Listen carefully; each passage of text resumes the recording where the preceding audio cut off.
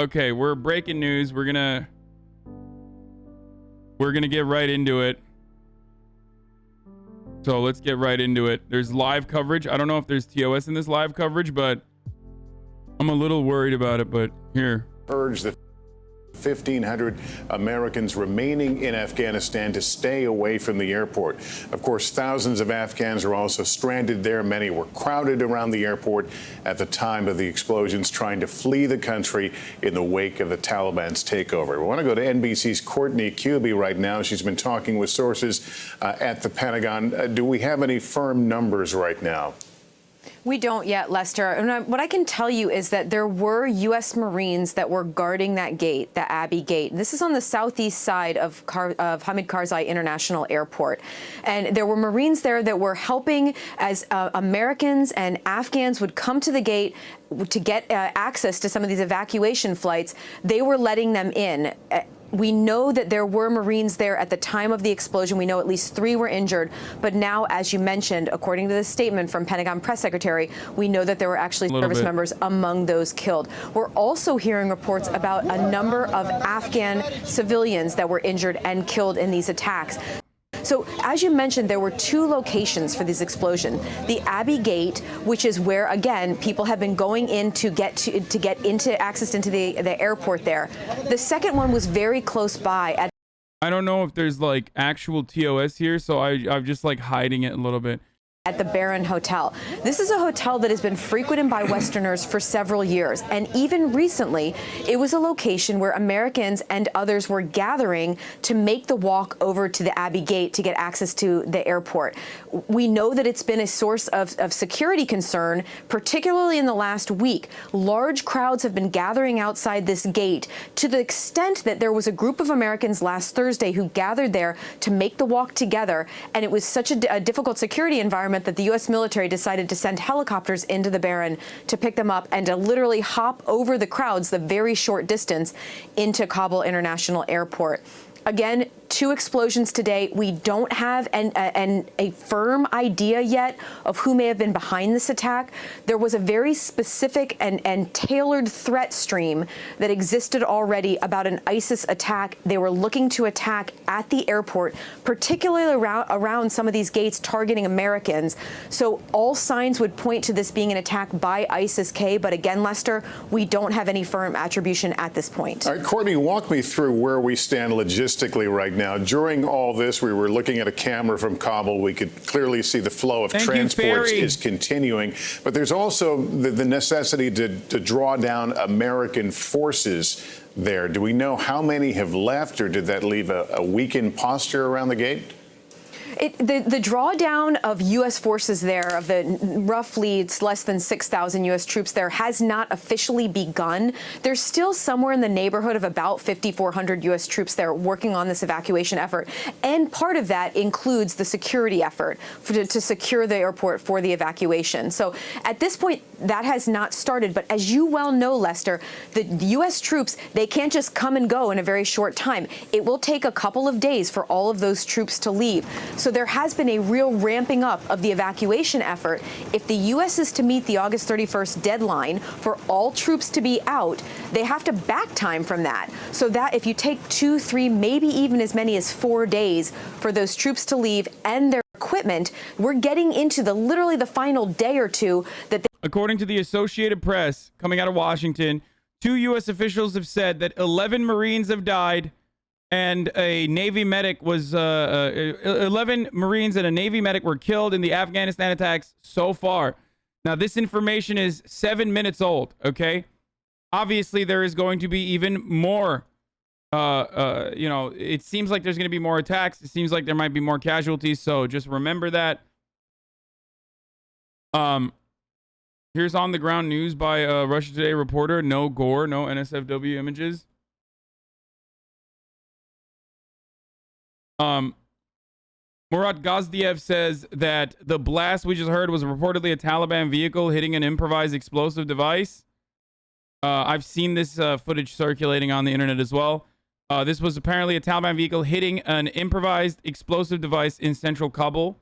The BBC is reporting that 60 have been killed and 140 have been injured. 60 Afghan 60 Afghans have been killed, with 140 injured in the explosions at Kabul airport, according to the senior health official there. There were twin bomb attacks and then another third bomb, if I'm not mistaken. There were twin bomb attacks that claimed a dozen lives outside of Kabul airport. And I believe there was a third attack as well, right? They will be able to maintain these high pace of evacuation operations. When you have something like today. Why would the Taliban do this on their own, chat? For those of you who think fucking the Taliban is doing this, don't be delusional. Okay? I thought you were saying Talibans were not hostile. Dude, look, I don't know. It could be, but it's incredibly fucking unlikely that the Taliban would do this. Why the fuck would they do this to themselves? They have no interest in American military action still staying there. They've been collaborating with international authorities this entire time. It's now their city. And also, the United States has been warning about the ISIS-K, which is like the Afghan ISIS branch, potentially doing a terror attack. For the past couple of days, Joseph Robinette Biden mentioned it, as you recall. ISIS and the Taliban are in war with one another, okay? The ISIS-K in Afghanistan and the Taliban are always at war with one another. Just because they're both brown and Muslim doesn't mean they fucking, they're side by side and homies, okay? Please remember that. It's very difficult, I know, especially if you're American, where you're like, what? I don't understand. They're all brown. A lot of them wear like similar drip. Like, what the fuck? That makes no sense. Like, please watch the CBS video. It's pretty interesting how conservatives are freaking out over people that basically chose to stay in Afghanistan until the last minute are now acting like victims. I mean, some Americans have to stay in Afghanistan. For the record, like, there are Americans in the media that have to stay in Afghanistan. It's their fucking job, and they definitely want to stay there to cover the ongoing transition into the Taliban government. There are Americans that have to stay at there are Americans that have to stay at the embassy or whatever they have considered to be the embassy, so they can continue accelerating the fucking evacuations process for the Afghan refugees that want to escape. So not all of those Americans are just like Blackwater dipshits who are hoorah gun lovers who are like, yeah, I'm going to do some yippee-ki-yay cowboy shit in Afghanistan. A lot of the Americans that are still there are there because they're there out of necessity. And I would even go so far as to say they're very brave.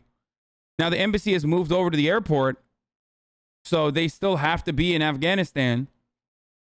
There are NGOs that still are in operation. So, like, the Americans that are probably still there at this point are NGO folks, and also, embassy folks. So it's not like, I don't think they're there out of like selfishness, but more so out of necessity, I would say. So I definitely don't agree with that narrative, but they're like being selfish. Why doesn't the USA and NATO storm the airport in Kabul and take all the people? Are there much Talibans there? I cannot understand that. They are not fighting against the Taliban. The NATO and USA are literally fighting side by side with the Taliban. I know this sounds really weird because, like, until 3 months ago, they were fighting against the Taliban. Taliban are not attacking. Okay? As far as we know, all signs point to a separate militant group, ISIS-K, which is the ISIS in Afghanistan, that has been warring with the Taliban.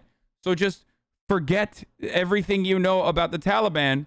If all you know about the Taliban is that they're like fucking bloodthirsty animals who just want to fucking do murder for the fun of murder, or whatever the fuck the United States military has like, or United States media has taught you thus far. Okay?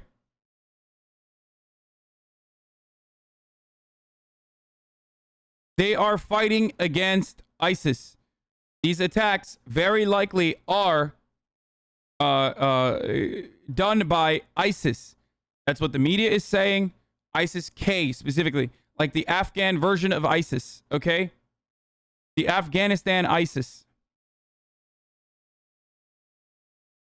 Now, 90% of the time, for the record, like, I never knew about ISIS-K. I had no idea what the fuck they were. I didn't even know there was an ISIS in Afghanistan. A lot of the times, like, yeah, armed Taliban were protecting U.S. military bases from ISIS up until the withdrawal. As U.S. prepared to exit, Taliban protected foreign bases but killed Afghans. They are now like, Taliban is now the Afghan security forces, okay? That's what they are. They are the standing army of Afghanistan. They are the Afghan government. That's what they're doing. Their job is to now protect their own citizens because this is now their government, okay?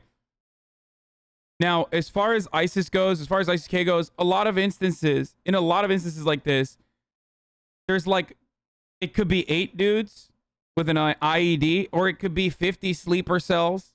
It could be any number of different things.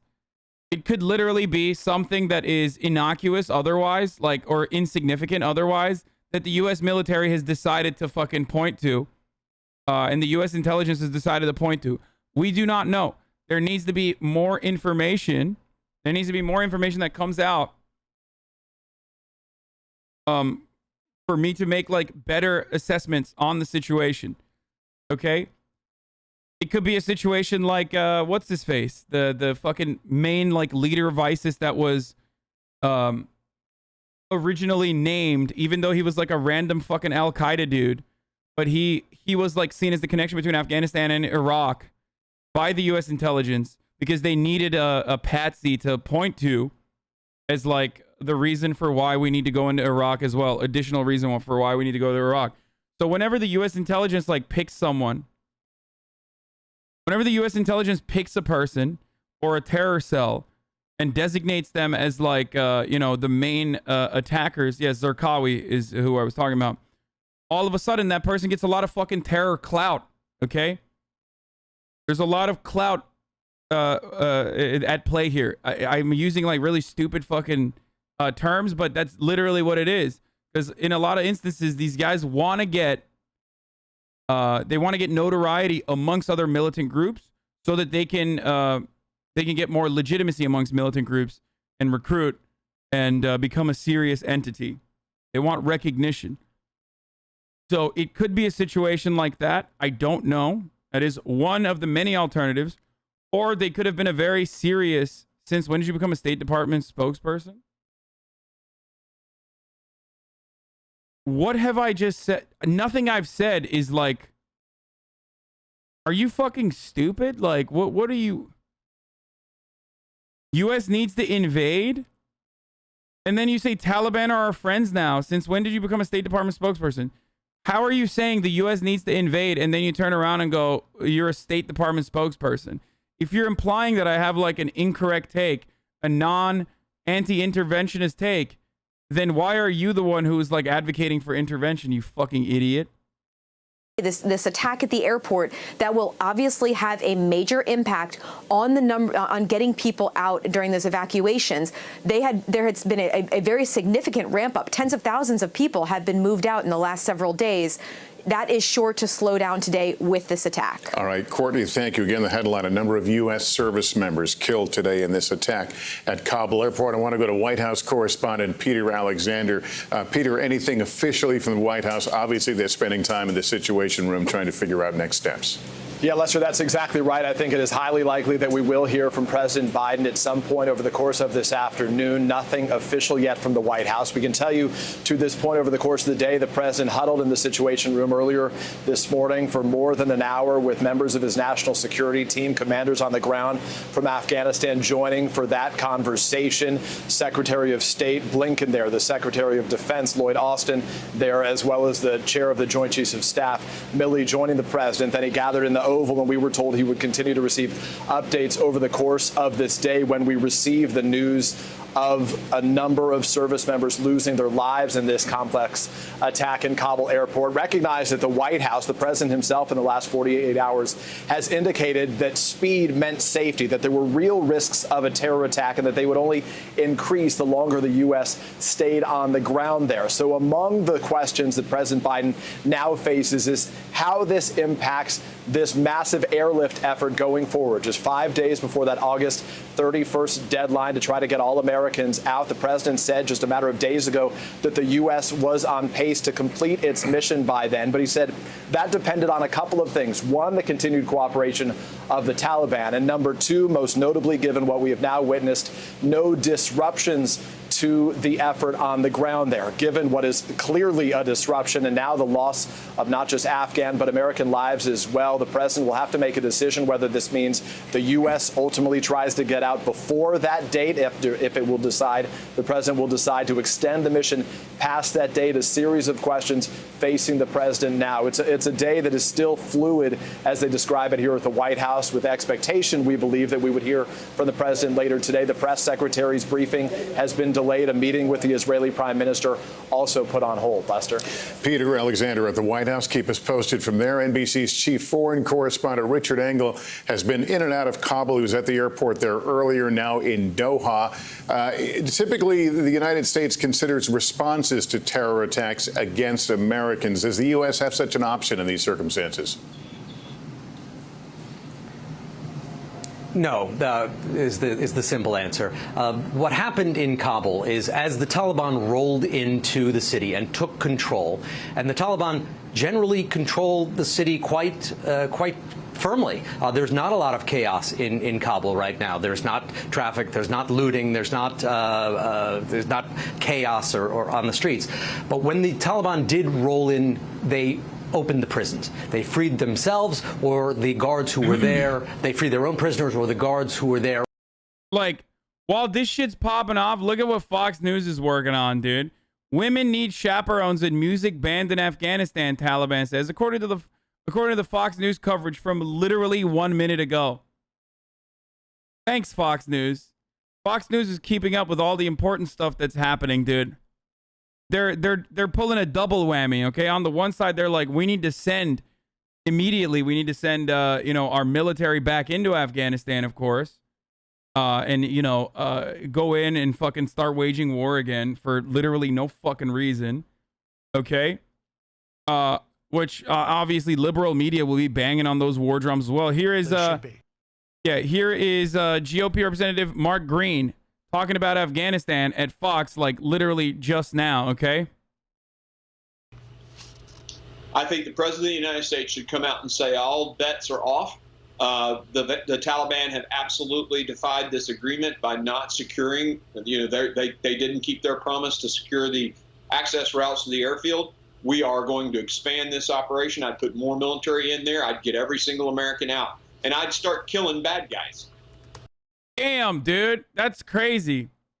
That's cool, though. I mean, that's tight. I love, dude, armchair foreign, armchair foreign engagements is like the greatest fucking thing you could do. The Monday night quarterback, armchair quarterback. Yep, it's time to go kill some bad guys. Like, motherfucker, 10 Marines died, dude. What are you talking about? Like, are you going to go and start blasting, dude? Is that what you're going to do? We did that for 20 fucking years, dog. 20. We did that for 20 years and got our shit pushed in. There are 3 videos on Twitter of the bombing. A lot of people dead in the ground. Yeah, I saw. I'm like evading them as best as possible. Yeah, I love that. Like his foreign policy take on the matter is, oh, dude, it's simple. I would kill the bad guys and save the good guys. Shit, man. Why the fuck did I not think of that? What an incredible take. Why have I not thought about that already? That is brilliant. That is brilliant analysis. That's insightful. You're doing a great job, sir. Thank you. Well, I don't know. Do you think that this president is showing any willingness to change strategy? Every time we hear from him, he seems to place blame on everyone but himself for what is happening there. Yeah, the moment, like, immediately, everything that they're fucking talking about is like how this is all Joe Biden's fault and how he fucking sucks, and you know, he's the reason why we are like, they're all fucking bloodthirsty. This is a test, okay? This is going to be the hardest part, like maneuvering through this part of the landscape, which was one of the worst case scenarios possible, when like active conflict immediately starts. You are still learning. Don't be hard on yourself. What? But a lot of people immediately are rushing to manufacture some consent and like go immediately back into fucking war. Like they were so horny for this, and now they're fucking agitating aggressively for it. It's really fucking dumb. What would you do in this situation? Just curious. I don't know what the exact details are, but what I would do in this situation is coordinate with the Taliban, okay? Maintain a security presence there with the existing troops and sort the shit out without like additional troops unless required or demanded by the Afghan government, which is now the Taliban, okay? That's what you are supposed to do in this situation. Not just fucking go in there and, you know, start blasting. Talk to the Taliban, Omega Lol. Shut the fuck up. They already have a line of communication with the Taliban. The American authorities gave Afghanistan to the Taliban. Okay? So shut up. Whenever people say, like, talk to the Taliban, coordinate with the Taliban, Omega Lol, they already did that. That's the reason why this evacuation happened already. That's the reason why the retreat happened.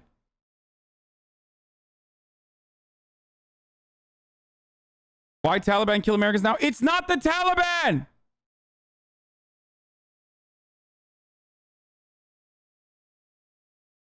It's not.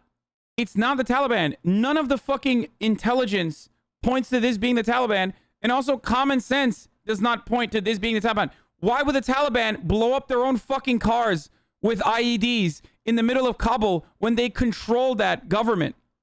When it's their country. It's their fucking city. Why would they do that? They don't want more U.S. presence, dude. They want the fucking United States to get the fuck out of their country. Jesus Christ. All intelligence currently points to this being an ISIS attack, okay? The ISIS-K variant that operates in Afghanistan. It's a Taliban false flag, stupid. If anything, it could be a fucking U.S. false flag, dumbass. Why would it be a Taliban false flag? It goes against their interests. Guys, I talk about this all the time. Like, if you're having a hard time comprehending what's going on, think about the motivators, okay? Think about what would incentivize someone to operate a certain way. The Taliban have no interest in maintaining U.S. military presence. Why the fuck would they blow up their own people, show to the rest of the world that they're doing a horrible job of securing Afghanistan, while simultaneously having people justify more military invasion in Afghanistan when they control the country? Are you defending terrorists? No. I am trying to describe to, unfortunately, hogs like yourself who literally cannot comprehend how dynamic the situation is and how things change over the course of time.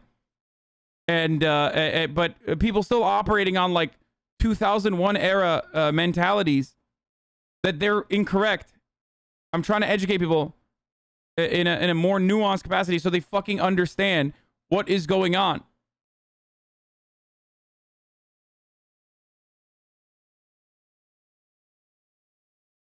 Why would the Taliban threaten USA that measures would be taken if the USA didn't leave before August 31st? Dude, the same people that said measures would be taken, why would they blow up before the 31st? And why would they blow up their own citizens before the 31st? Justifying that, like, the American military has to stay there. Like, it doesn't make sense. Please just think about this for a brief moment. While sticking to that August 31st deadline. You know, the best thing for America, and you know, that was a question to me about what I would do. The best thing for America right now would be for Joe Biden to resign or for the cabinet to step up and take him out. He's either lying to the American people or he can't comprehend what's going on. His secretaries of defense, state come out and contradict things he says all the time, whether it's the Afghans don't want to leave or they don't want to fight or, oh, nobody told me it was a bad idea to withdraw. All of these things are false. He either has no clue and therefore shouldn't be the president of the United States, or he's lying, which means he shouldn't be the president of the United States. It's time for Joe Biden to be gone. That's the best thing for America. What do you? Yeah, that's the best thing for America is to get, what, fucking have Kamala Harris be the president? Is that what he's advocating for? What a fucking great take, dude. Who is on just a few moments ago saying there has to be a price to pay if Americans are harmed in any terrorist attack. So our response will be crucial. Listen, I was an E6 in the Marine Corps, and I'll tell you, the war dogs are hungry, and it might be time to let them eat. Dude, you're a fucking idiot, dude. Why are these people so fucking stupid? Like, I get it, bro. I get it. Like, you were, you fought. Okay, so you're horny. You're a hoorah dipshit. But, like, you're not going to go back, motherfucker. You're sending other 18-year-olds out there to get fucking slaughtered for literally no reason. The war dogs are fucking hungry. It's time to go in. Hoorah.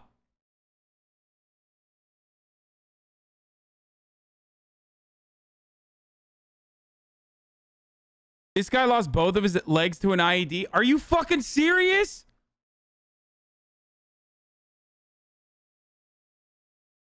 Joe Biden literally said this could happen. Altogether, we lifted approximately. He said this straight up on August 22nd. We watched him talk about ISIS-K, and we made fun of the ISIS-K variant at the time. 11,000 people out of Kabul in less than 36 hours. It's an incredible operation. Let me be clear. The evacuation of thousands of people from Kabul is going to be hard and painful, no matter when it started, when we began. It would have been true if we had started a month ago or a month from now. There is no way to evacuate this many people without pain and loss of heartbreaking images you see on television. It's just a fact. My heart aches for those people you see. We are proving that we can move those thousands of people a day out of Kabul. We're bringing our citizens, NATO allies, Afghanis who in fact has helped us in the war effort. But we have a long way to go, and a lot could still go wrong. But to move out 30,000 people. The State Department is live? Yeah, wait, hold on. Where is it? Oh, here. And I want to say again, just how difficult this mission is and how dangerous the dangers it poses to our troops on the ground. The security environment is changing rapidly. There are civilians crowded at the airport, although we've cleared thousands of them. We know that terrorists may seek to exploit the situation and target innocent Afghans or American troops. They're maintaining constant vigilance we're maintaining the constant vigilance to monitor and disrupt threats from any source, including the likely source being ISIS-K, the Afghan affiliate referred to as ISIS-K. See? But we're under no illusions about the threat. I said on Friday, ISIS-K is a sworn enemy of the Taliban, and they have a history of fighting one another. But every day we have troops on the ground. These troops and innocent civilians at the airport face the risk of attack from ISIS-K from a distance, even though we're moving back the perimeter significantly. We're working hard and as fast as we can to get people out. That's our mission. That's our goal. There you go. So the Pentagon is live. We can go there if you want. Does anyone have the Pentagon live feed? Wait, hold on. Oh shit, that's not good.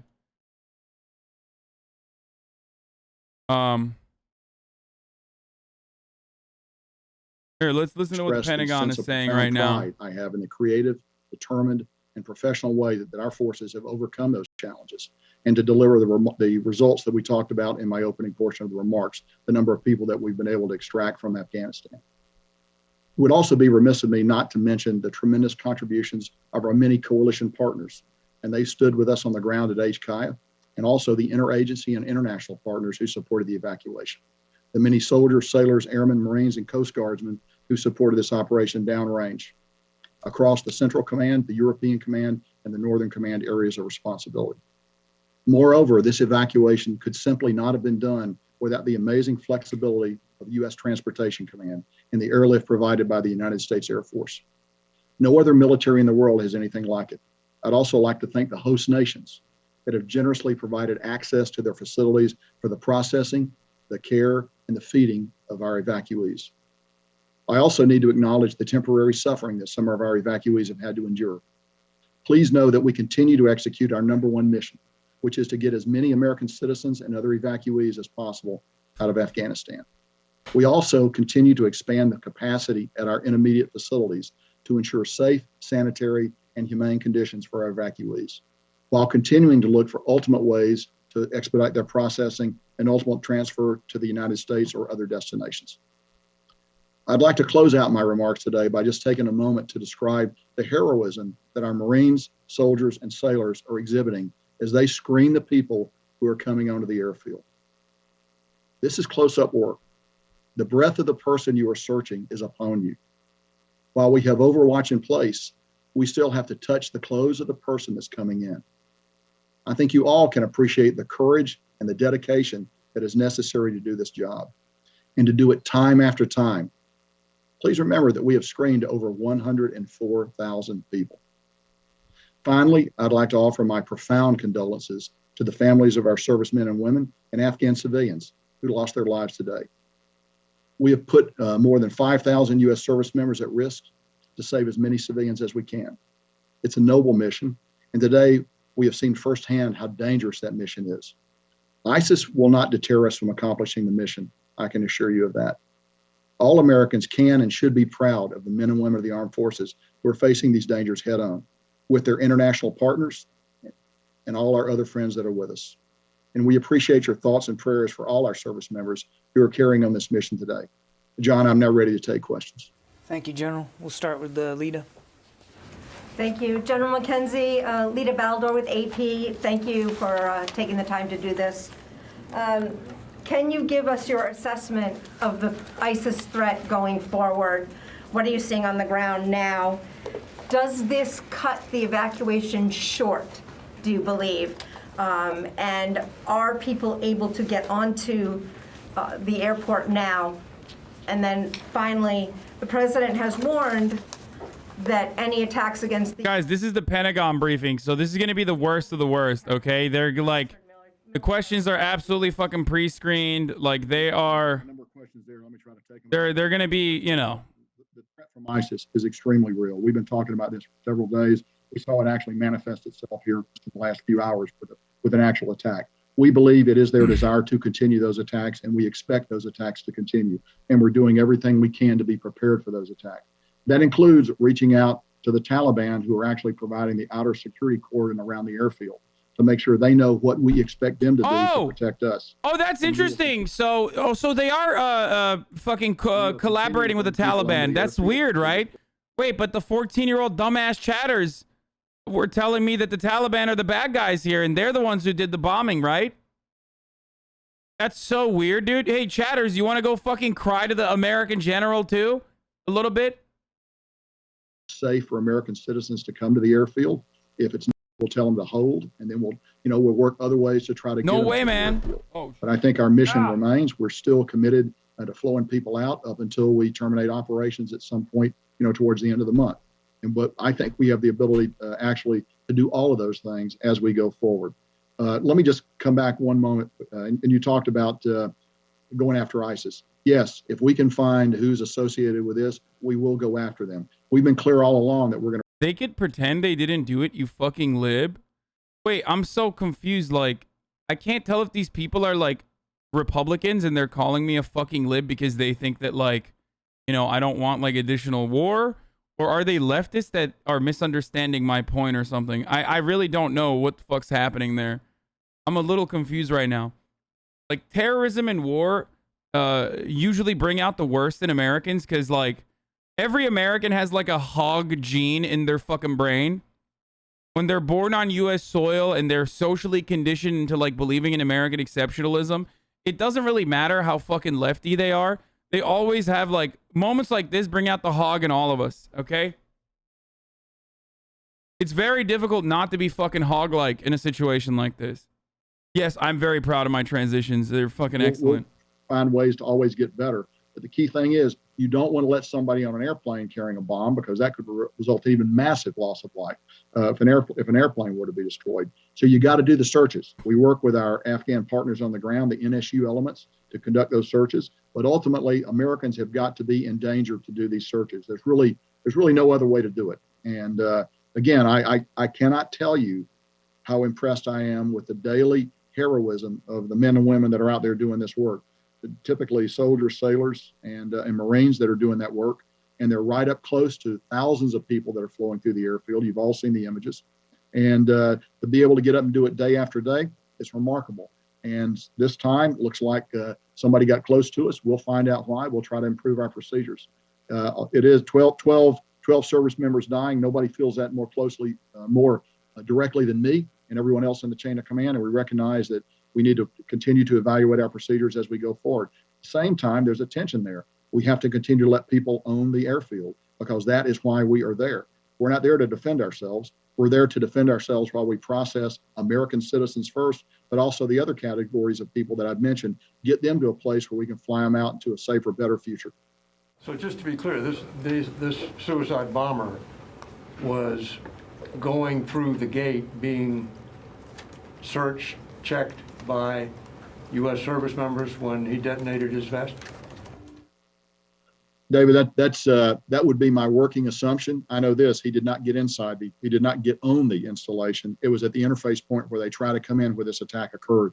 And we just don't know more right now. We're gathering that information. As you will understand, we're investigating that. But right now, our focus really, we have other active threat streams, extremely active threat streams against the airfield. We want to make sure that we've taken the steps we need to take to protect ourselves there. So our focus is on that. Over the next few hours and a day or two, we'll learn a lot more about what happened here. And I'm sure we'll be able to share that with you. But right now, our focus is actually going forward, ensuring that another attack of this nature does not occur. Because as you know, typically the pattern is multiple attacks. And we want to be prepared and be ready to defend against that. Courtney. Can you, hey, General McKenzie, it's Courtney Cuby from NBC News. Can you tell us a little bit more about these extremely real additional threats from ISIS? Is it a concern about more suicide attacks? And also about some of the steps that you may be taking to mitigate future attacks? I mean, would it include putting U.S. troops or Marines outside the gates or outside of the airport for additional perimeter security? And then finally, with all of this, is there any discussion about sending any additional U.S. troops to Kabul airport for additional security measures? So let me actually answer the last part of your question first. We assess we have the forces we need to protect ourselves there. I'm always in a constant dialogue with the secretary. If I needed anything else, I'd be talking to him immediately, but I think we have what we need to protect ourselves. So let's talk a little bit about the threat streams. So very, very real threat streams, very, very what we would call tactical. That means imminent, could occur at any moment. And they range from rocket attacks. We know that they would like to lob a rocket in there if they could. Now, we actually have pretty good protection against that. We have our anti-rocket and mortar system, the gun systems that those of you who've been out there are very familiar with, that are pretty effective against these kinds of attack. We are well positioned around the boundary of the airfield, and we feel that we'd be. Bro, there is no better indication that these motherfuckers are bloodthirsty for more war and don't give a single fuck about like the actual, like dealing with the actual situation on the ground than how quickly every single Republican turned this into, we need to impeach Biden right now. Like, yeah, that's how you solve this problem. Like, as though Joe Biden was coordinating the fucking defense. Like, Joe Biden is a sock puppet, okay? He's a meat puppet. That's what he is. He, like, literally fucking sits in a cryo chamber all goddamn day, and then they wheel him out for, like, 5.5 minutes for him to read a teleprompter and go, cut the malarkey, Jack, okay? Go ahead, impeach him. Nothing is going to happen, okay? It's not Joe Biden. It's his cabinet that is, like, orchestrating all of this. And so far, they have even basically admitted that this was going to happen. They mentioned it days ago.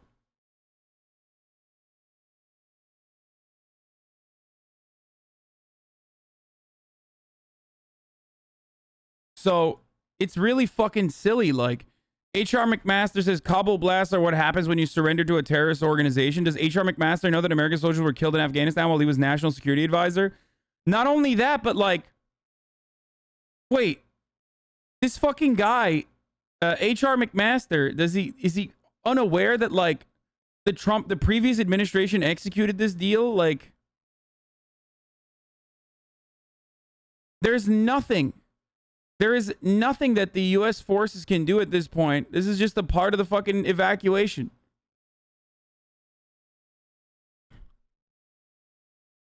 That have the ability to look. All of these systems are being applied in defense of the airfield, all of it on a continual basis, all of them vectored by the intelligence that we receive, and then we also use the Taliban as a tool to protect us as much as possible. See? I'm going to go to the phone, so I haven't done that yet. Alex Horton, Washington Post. Okay, I don't care about the Pentagon. This is boring as fuck. Here is HR Dumbfuck Master talking. This. You may hear this is ISIS-K or whatever, but these terrorist organizations exist in an ecosystem along the Afghanistan-Pakistan border and now all across Afghanistan, in which they share people and resources. You know, Siraj Haqqani is the military commander of the Taliban, and he's a central figure in Al-Qaeda. This is a myth, right, that the Taliban is separate from Al-Qaeda and these other groups. I would not be surprised in any way if ISIS-K was used, their Kabul attack network was used. Dude, it's so annoying to see these, like, dumb fucks write, like, fancy little books about working under Donald Trump, okay, as, like, national security advisor and all this other shit, and then turn around and act like, you know, they themselves, through all of their experience in the fucking field, didn't engage in similar, if not worse, amounts of fucking casualties. Like, Trump's second fired NSA National Security Advisor H.R. McMaster is on the TV advocating for further war, who just called the Taliban the enemies of all humanity and blames the current situation on the neo-isolationist far right and the self-loathing far left. Doesn't mention George W. Bush. He also doesn't mention himself. McMaster, the hawk, used pictures of Afghan women in skirts in the 70s to push Trump into sending more troops to Afghanistan in 2017. He once threatened a preventive war with a nuclear-armed North Korea, too. Used as a cutout for the Taliban, so they can humiliate us on the way out and still continue to play us. Because I don't think... I love that, dude. Yeah, thank you for, you know, dialing in from your fucking nice house in Stanford, California, that you probably purchased by writing a book about how terrible it was to, like, work with Donald Trump, despite the fact that you worked with every other prior administration and absolutely played a fundamental fucking role in... like escalating conflict and many casualties. Okay, fucking Stanford, California, like Stanford University, whatever.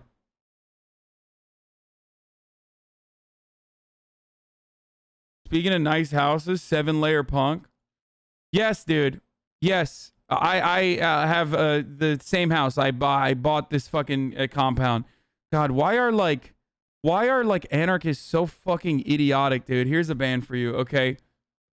Like, the same fucking anarchist dumbass who was like, wow, I can't believe you're the State's Department spokesperson, while simultaneously saying, like, we need to fucking put more people on the ground right now.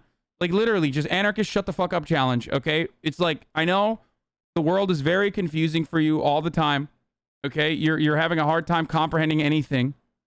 Just shut the fuck up, then. Banning dissenting voices, insulting veterans. Wow. Seems like he has more experience than you. You should listen. Yeah, no. And yes, this is now officially an echo chamber if you consider dumbass opinions that are just, you know, if you have a dumbass opinion and you think it should be heard, and I see it, and I shit on it, then I'm sorry to tell you this, but, you know, yeah. This is a no dumbass opinion echo chamber. They think we're serious people, Jim. I mean, so our weakness is encourage them to be emboldened. And, of course, they're going to have, as you mentioned, a safe haven support base, access to resources that will make them extraordinarily dangerous, as well as the ability now to say, hey, look, we're winning, right? We've established the Islamic Emirate in Khorasan. Come to our cause, much like ISIS did when they recruited 30,000 fighters at the drop of a hat, right? Once they took over territory the size of Britain in Iraq and in Syria. And then, of course, we had to go back, Jim. So now what I would just ask, what was it worth it, really?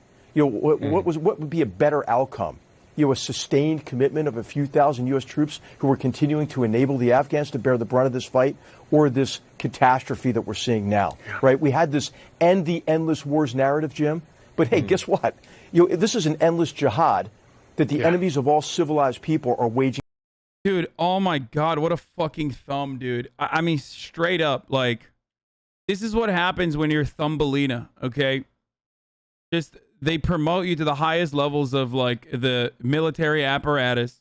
The more thumb-like you are, the higher your rank is. And this motherfucker is just a straight thumb. Against us. And if we don't acknowledge that, we're putting ourselves at an extraordinarily high risk.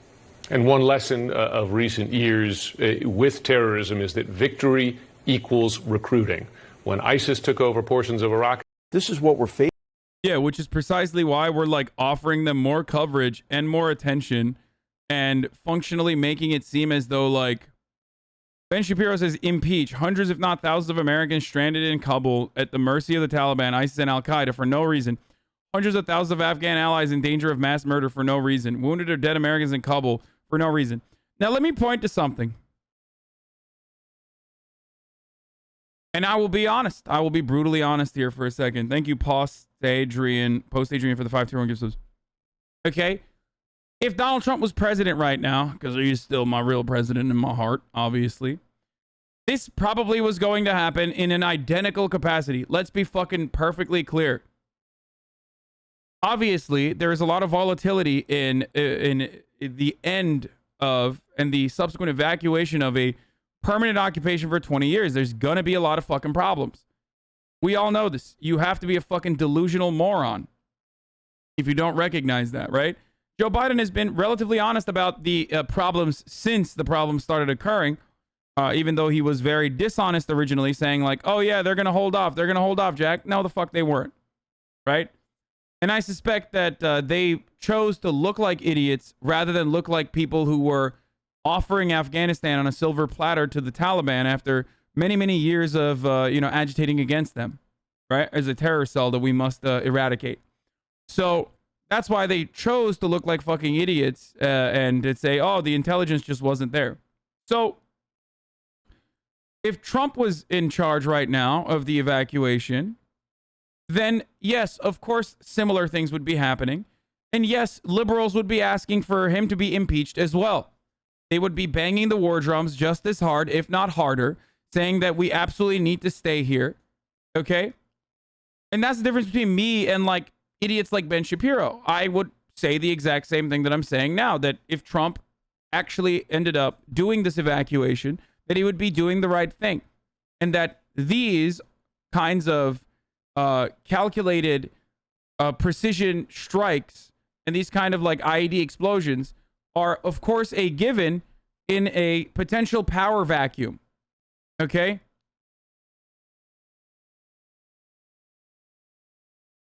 There's a power vacuum. There's a lot of instability, additional instability if the U.S. Chooses to stay in Afghanistan only benefits those like ISIS, because then the Taliban are preoccupied with dealing with the United States military. If it's done without coordinating with the Taliban, of course. At least the Defense Secretary Austin is saying the right thing so far. We will not be dissuaded from the task at hand, seeming to indicate that evacuations from Kabul airport would continue in the last 4 days before the August 31st deadline. To do anything less, especially now, would dishonor the purpose and sacrifice of these men and women have rendered our country and the people of Afghanistan. Yes. Exactly.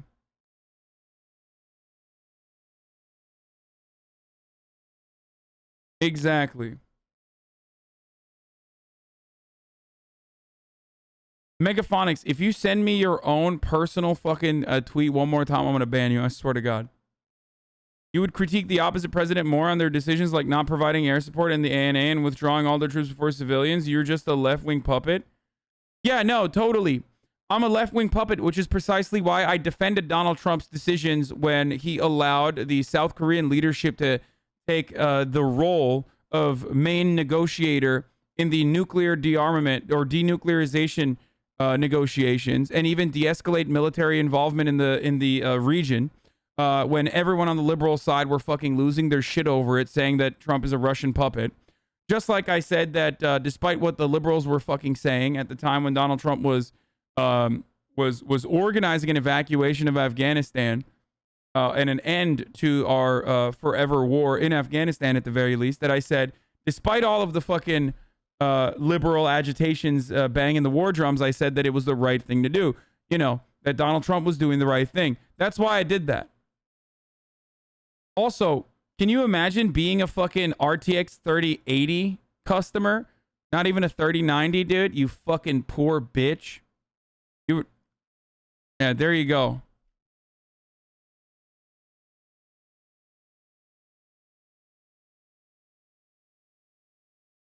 Just kidding. I have a fucking 2080 Ti, so. ISIS is claiming officially the suicide attack in Afghanistan. Apparently, here it is. I don't know if this image is real or not, but according to France 24, ISIS is claiming the Kabul airport bombing. Banned? Why the fuck would I? I'm a news commentator, like showing ISIS and ISIS claiming the attack is not a part of it's not illegal. Shut up.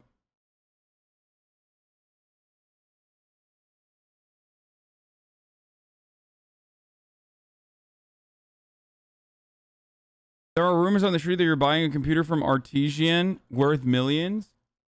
I might get a new PC. I'm in the market for whoever wants to build me a new PC instead of like buying fucking cyber power again. This time I'm gonna have like someone build it for me.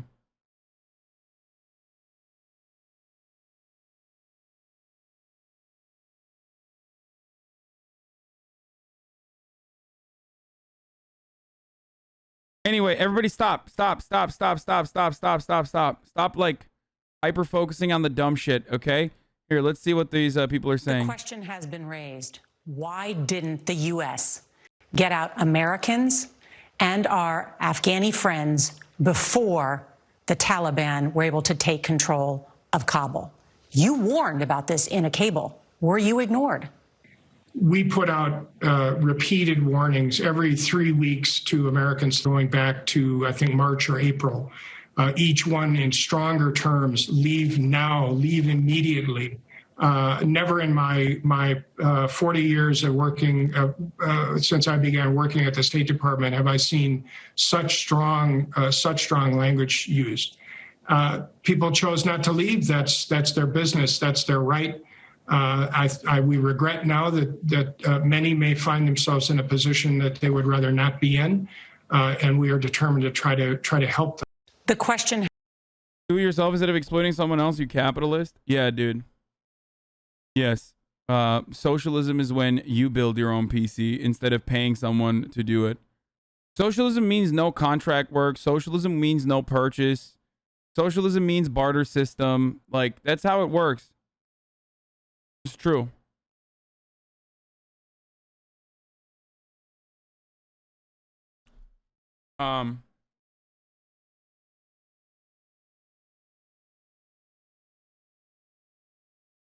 Even before Trump says this wouldn't have happened if we had pulled out in May like he planned on. Yeah, dude, totally.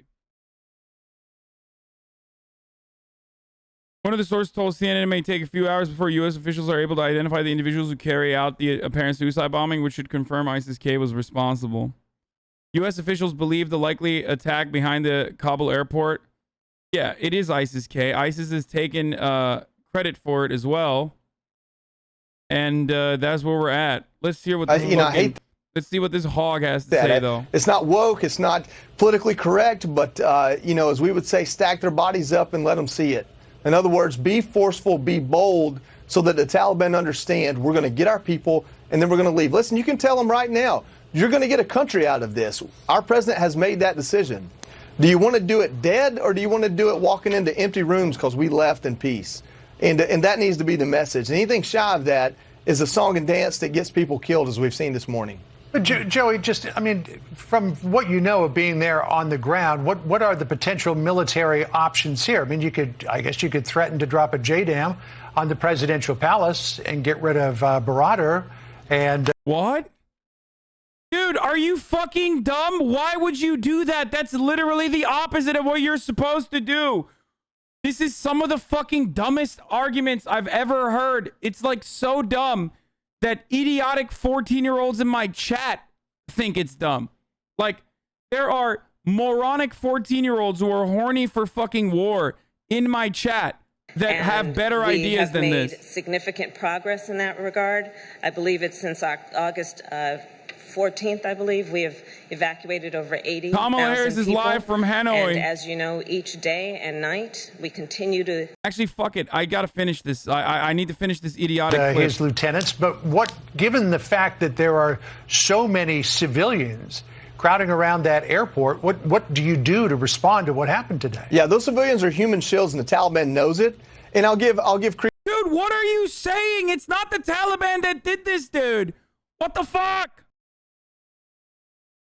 It's kind of wild that the only thing that like the New York Times is covering, like the main thing that they're covering is 12 service members killed in explosions outside of Kabul airport. Like 80 people total have died, bro. What about the fucking Afghans that have died? Like no one gives a shit. It's crazy. Like when you look at this, it's not even on the byline, dude. Look at this. Look. This is the New York Times, okay? The gray lady. Like the bastion of honesty and journalism. It's supposed to be like the most important outlet that we have. Bombing strikes Kabul, killing at least 12 troops and dozens of Afghan civilians. First of all, it's not even true. There's like 80 that have died so far and hundreds that have been injured. Like they have no number. They do not care. It's nuts. The Pentagon confirmed at least 2 blasts and said there was a number of casualties. Western governments had warned of an impending attack. And apparently another big blast occurred, if I'm not mistaken. Is there... Oh, Jesus fucking Christ. According to the New York Times, this is the 4th blast now. Another big blast occurred in Kabul just now.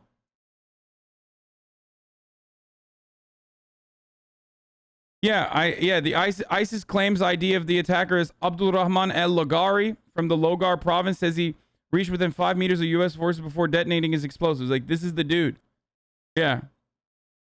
ISIS is claiming responsibility, saying that this is the dude that did it. They fucking ID'd him. They ID'd the province that he's from. Apparently, there's another explosion that occurred now, totaling the number of explosions at 4.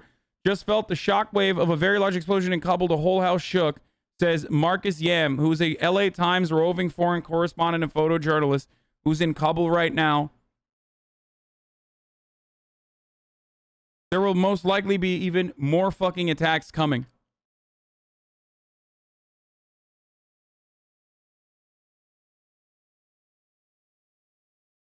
Who is doing this? Taliban or ISIS or both? Of course not fucking Taliban, dude.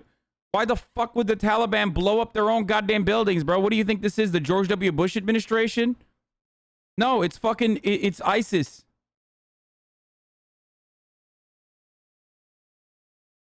That's right, I fucking said it. Shut up, bitch.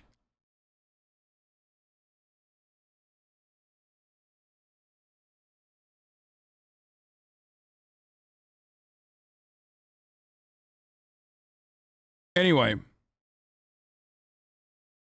Clearly, the help the CIA helping ISIS. You think they could get in without help? The last time we relied on the Taliban to stop terrorism, this is what happened. So only a fool would have been surprised at the result? Wait, first of all, no, dumbass. As a matter of fact, not the Taliban, but we literally could have had Osama bin Laden before 9/11. Like, we could have had him before 9/11. Except the American military, or the CIA literally oversaw the assassination of the dude who was going to hand off Osama bin Laden to the CIA or to America in general 2 days before 9/11 happened. So he's fucking insane and wrong. That's great.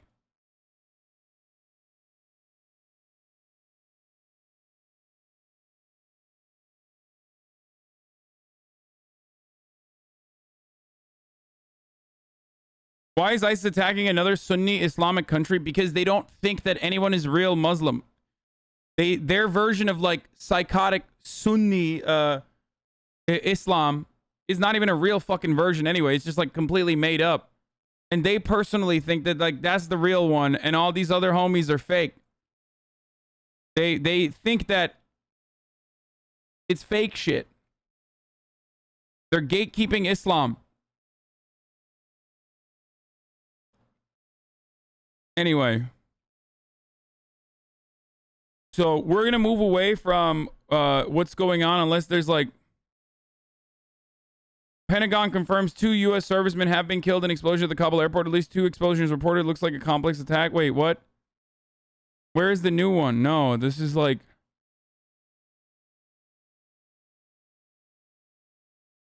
Two more explosions reported in Kabul minutes ago. That would be the 6th and 7th explosion.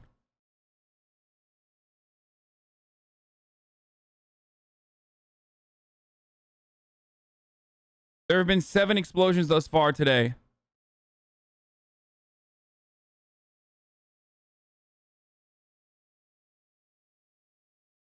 Also, General McKenzie, that we saw earlier, that we missed out on when he was talking, said that earlier potential attacks on U.S. troops had been thwarted by the Taliban. So just remember that whenever people come in here and fucking say like, oh, dude, so you're siding with the Taliban? I'm like, yes, the U.S. military's official position is coordinating with the Taliban, which is the functioning Afghan government, okay?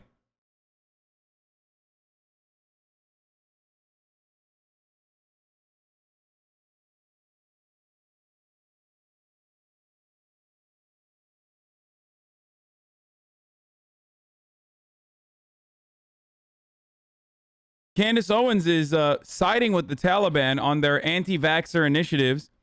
Afghanistan has vaccinated approximately 2.4% of the population, source Reuters. They're a nation of about 40 million people. Why aren't they all dead? Why have they only recorded 7,000 deaths? Bigger question, why is the Taliban banning the vaccine? Dude, conservatives have like sided with the Taliban so aggressively. Scoop, U.S. officials gave the Taliban a list of names of U.S. citizens, green card holders, and Afghan allies to grant entry into the outer perimeter of the city's airport, prompting outrage behind the scenes from lawmakers and military officials. Basically, they just put all those Afghans on a kill list, said one defense official. No, I don't think so. Like, I don't think so. I think the Taliban are very happy that the United States is treating them like a legitimate fucking, a legitimate government entity, and very happy that the United States gift wrapped Afghanistan and offered it to the Taliban. Okay?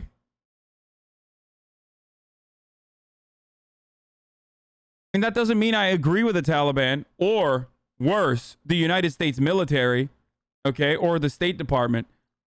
Of course I don't. But this is how they saw fit the evacuation processes in Afghanistan. This is how they are operating. This is what they decided to do. Oh, some ISIS K could be insider Taliban or leak the info, or am I just dumb? No, dude, you are dumb. These aren't motherfuckers that like each other. They fight each other, okay? Please. Biden is going to be speaking at 2 p.m. Pacific, and we'll obviously hear from the main man himself, boss man Biden. Is there a chance that the Taliban could be toppled by ISIS? No. Unless... No, of course not, dude. Unless the United States decides to go back in which case that instability could bring so much more chaos, and God knows what the fuck will happen. Okay? If the only way that ISIS would take over Afghanistan, which is very, very, very unlikely, is if they're getting like full funding and support from the CIA, and then also the U.S. military decides to re-invade Afghanistan, and then the Taliban are fighting the U.S. military.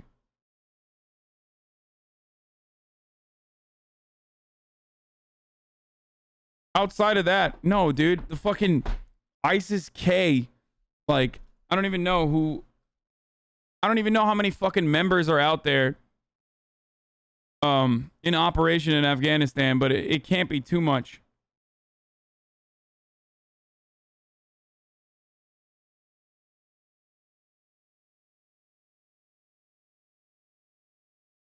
you think ISIS and the Taliban can strike a deal because they have a common enemy? They don't have a common enemy. The Taliban are aligned with the U.S. government. They are defending U.S. troops. They are defending U.S. interests. The United States gave them Afghanistan. Of course, they're going to defend the United States. ISIS just wants power and control.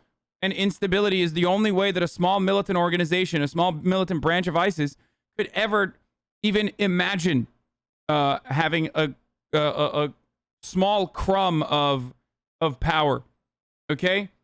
So advocating to like bomb Taliban right now is the dumbest fucking thing you could do, because then you're literally handing Afghanistan on a gift wrap to ISIS and further chaos. Right now. This evening in Kabul, as you all know,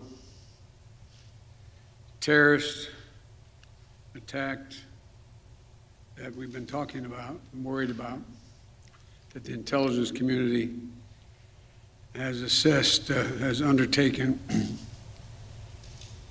an attack by a group known as ISIS-K. Took the lives of American service members standing guard at the airport and wounded several others seriously.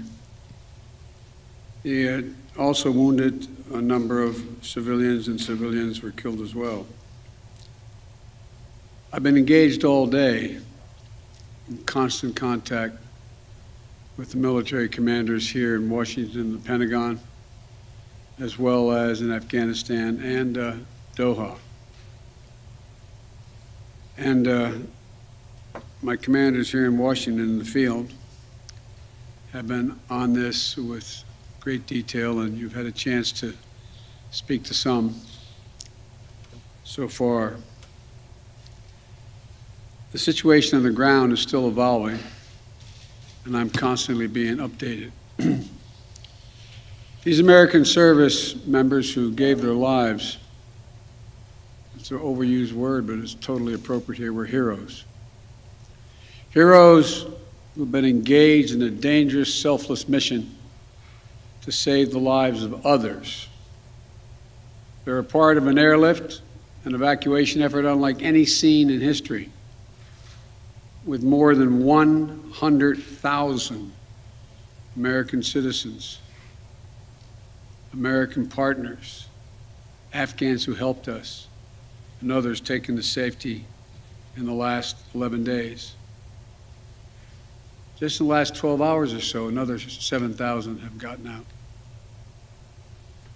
They were part of the bravest, most capable, the most selfless military on the face of the earth. And they're part of simply what I call the backbone of America. They're the spine of America, the best the country has to offer. Jill and I, our hearts ache, like I'm sure all of you do as well, for all those Afghan families who lost loved ones, including small children, or have been wounded in this vicious attack. And we're outraged as well as heartbroken. Being the father of an Army major who served for a year in Iraq, and before that was in Kosovo as a U.S. attorney for the better part of 6 months in the middle of a war. When he came home after a year in Iraq, this just sucks. Was diagnosed, like many, many coming home, with an aggressive and lethal cancer of the brain. We lost. We have some sense, like many of you do, what the families of these brave heroes are feeling today. You get this feeling like you're being sucked into a black hole in the middle of your chest. There's no way out. My heart aches for you. But I know this.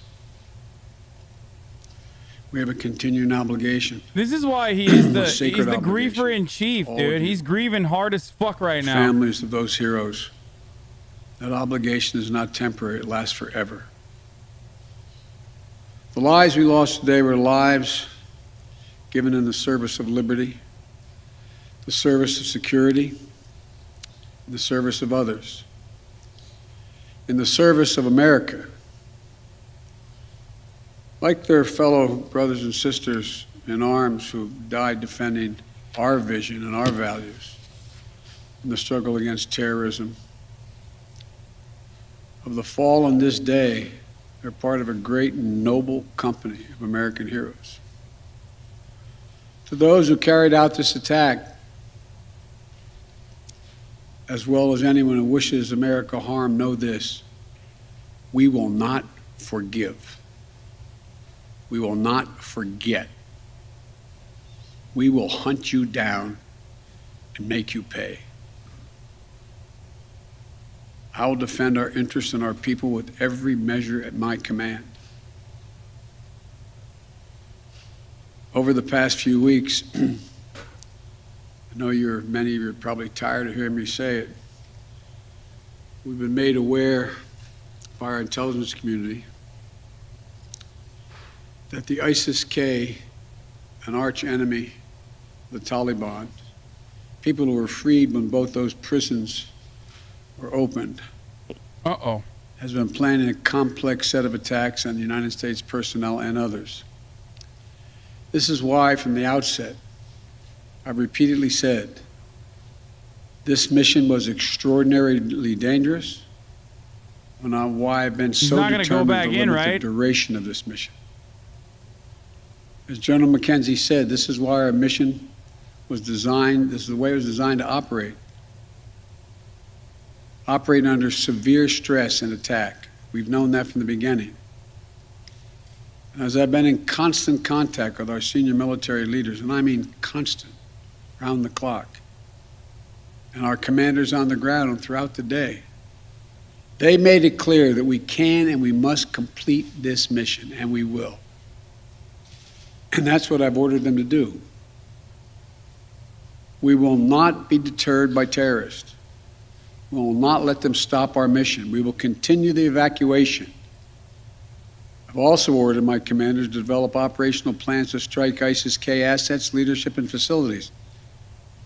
We will respond with force and precision at our time, at the place we choose, in a moment of our choosing. Here's what you need to know. These ISIS terrorists will not win. We will rescue the Americans in there. We will get our Afghan allies out, and our mission will go on.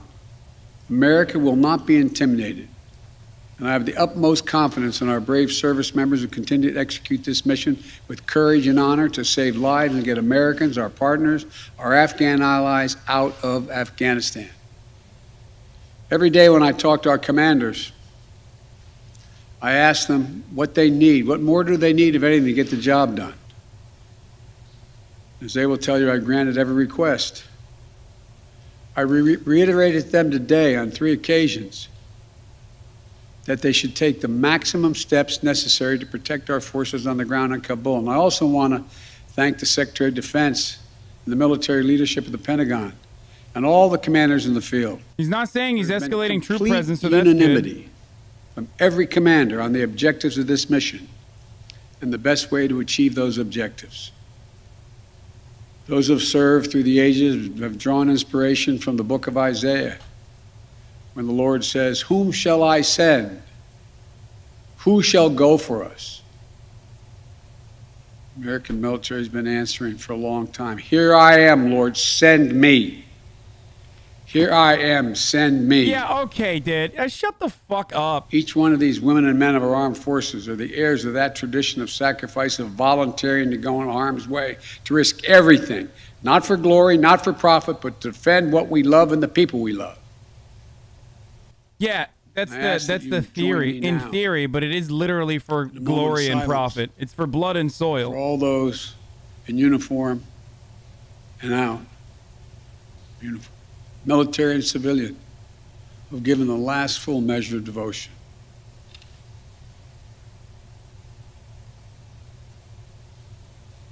That's it? What's going on? What is happening, dude? Oh, it's a moment of silence. Oh, okay. Thank you. May God bless you all, and may God protect the troops and all those standing watch for America. We have so much to do. It's within our capacity to do it. We just have to remain steadfast. Steadfast. We will complete our mission, and we will continue after our troops have withdrawn to find means by which we can find any American who wishes to get out of Afghanistan. We will find them and we will get them out. Ladies and gentlemen, they gave me a list here. The first person I was instructed to call on was Kelly O'Donnell of NBC.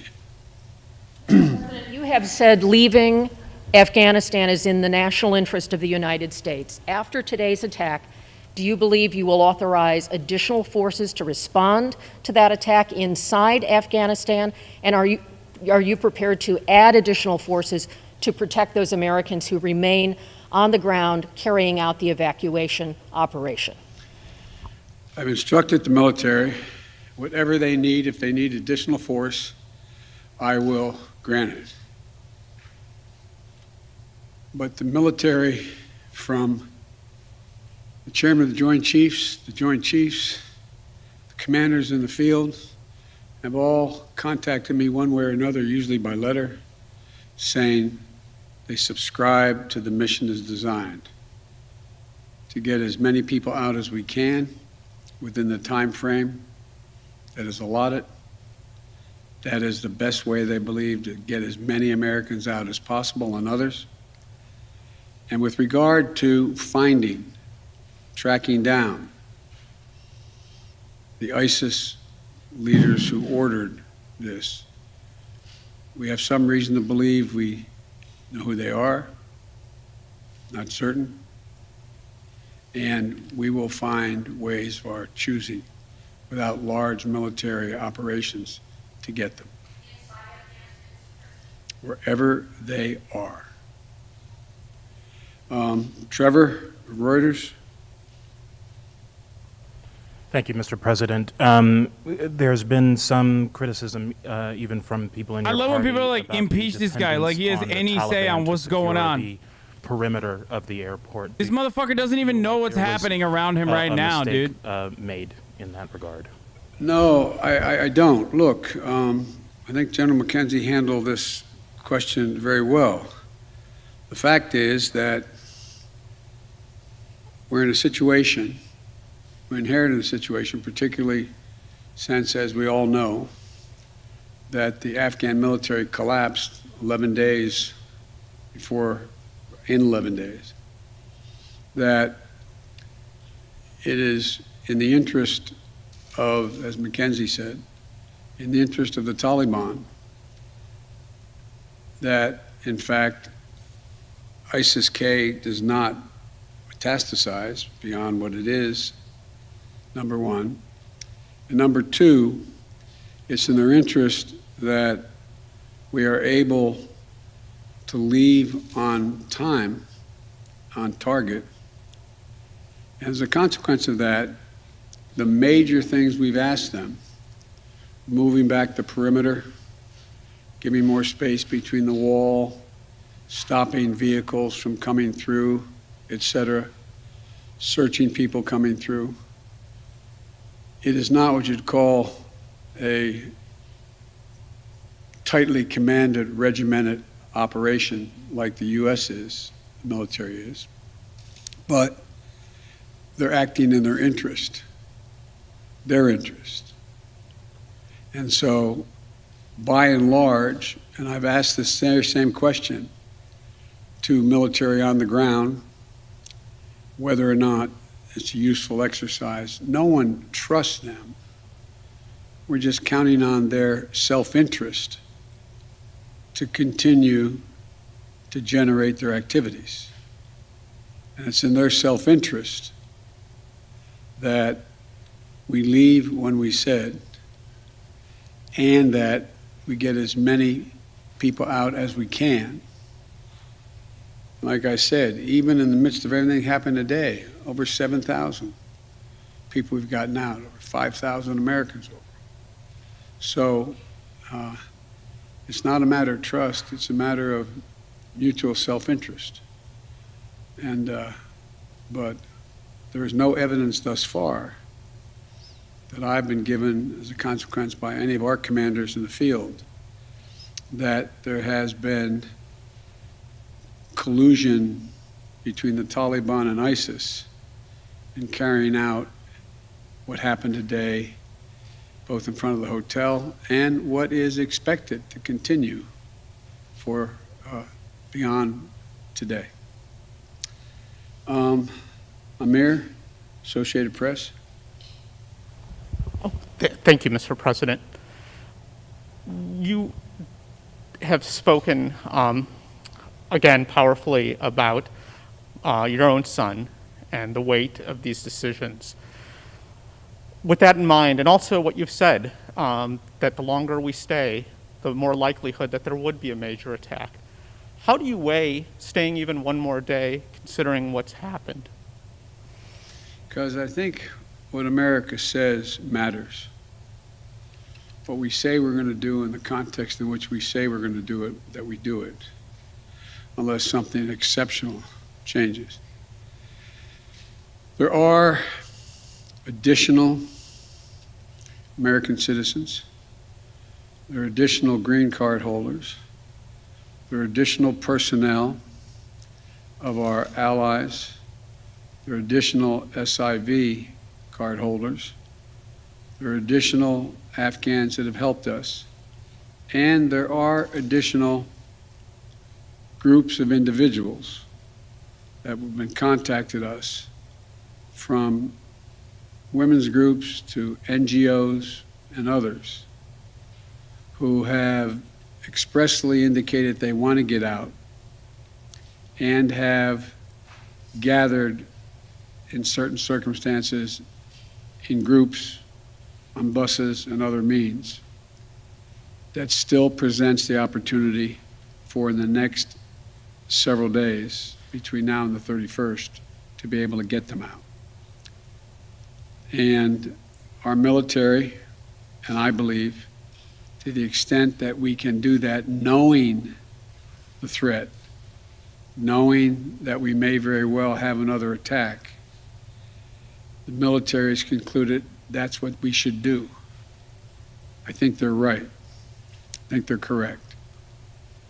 And after that, we're going to be in a circumstance where there will be, I believe, numerous opportunities to continue to provide access for additional persons to get out of Afghanistan, either through means that we provide and or are provided through in cooperation with the Taliban. They're not good guys, the Taliban. I'm not suggesting that at all. But they have keen interest. As many of you have been reporting, they very much would like to figure out how to keep the airport open. They don't have the capacity to do it. They very much are trying to figure out whether or not they can maintain what is the portion of an economy that has become not robust, but fundamentally different than it had been.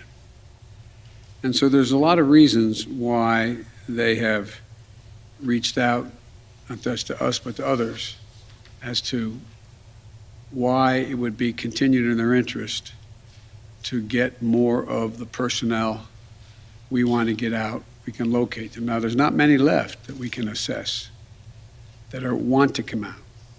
There's some Americans we've identified, we've contacted the vast majority of them, not all of them, who don't want to leave because they're dual nationals, they have extended families, etc.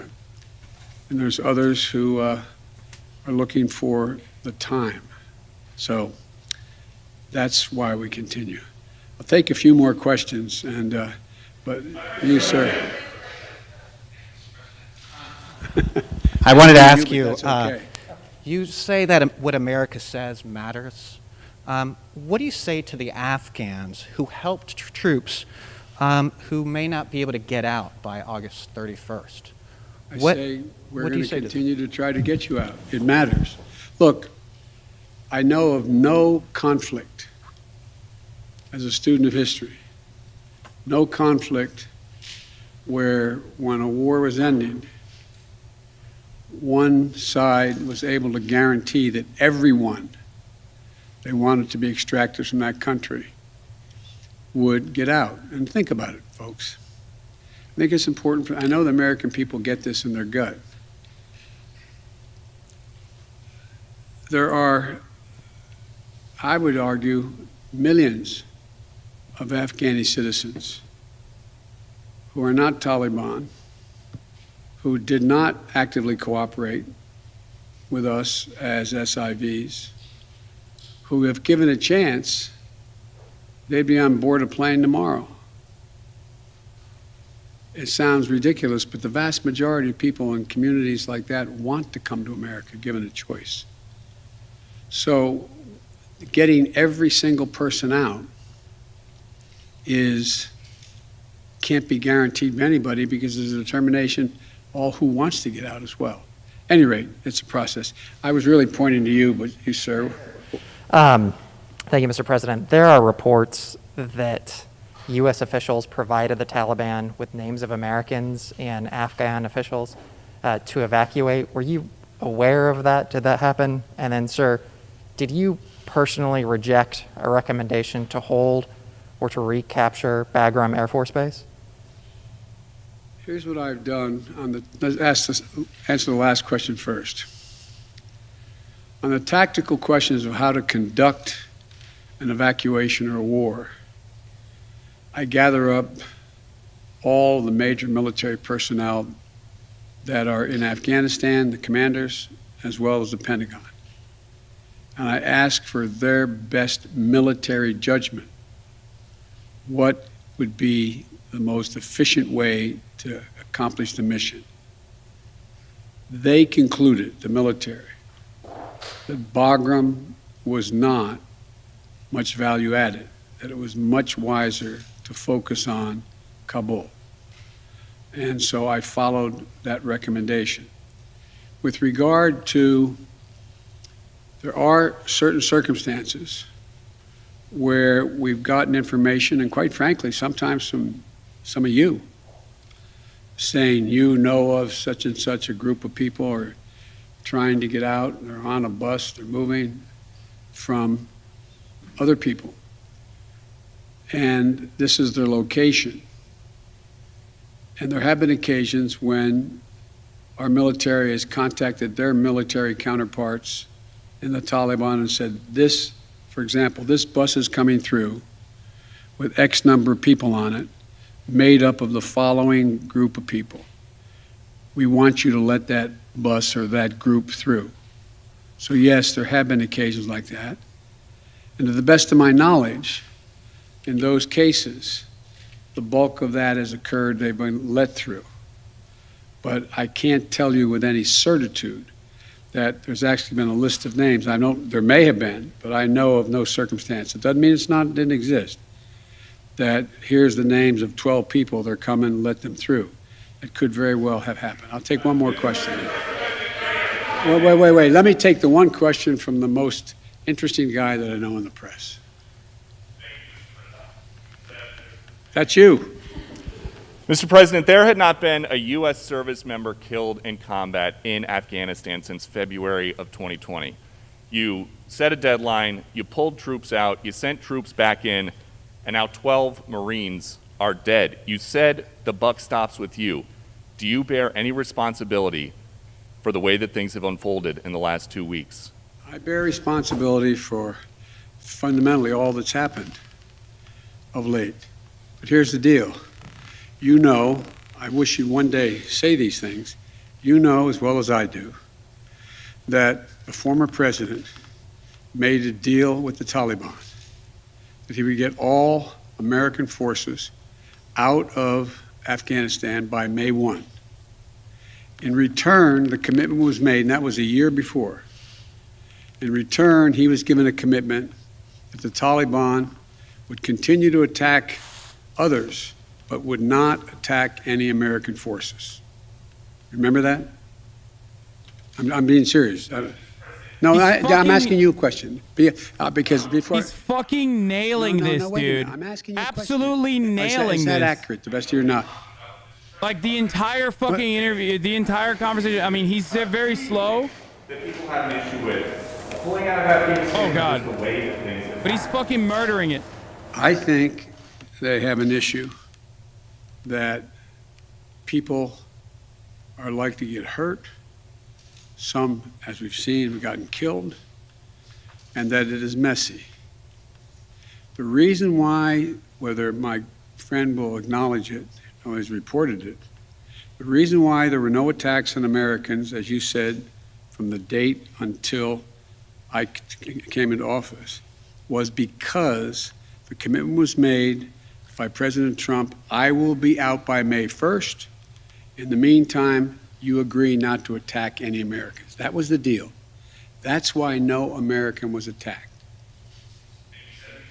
A few days ago, you said you squarely stand by your decision to pull out. Yes, I do, because look at it this way, folks. And I have another meeting for real. But imagine where we'd be if I had indicated on May the 1st I was not going to renegotiate an evacuation date. We were going to stay there. I'd have only one alternative: pour thousands of more troops back into Afghanistan to fight a war that we had already won relative to why the reason we went in the first place.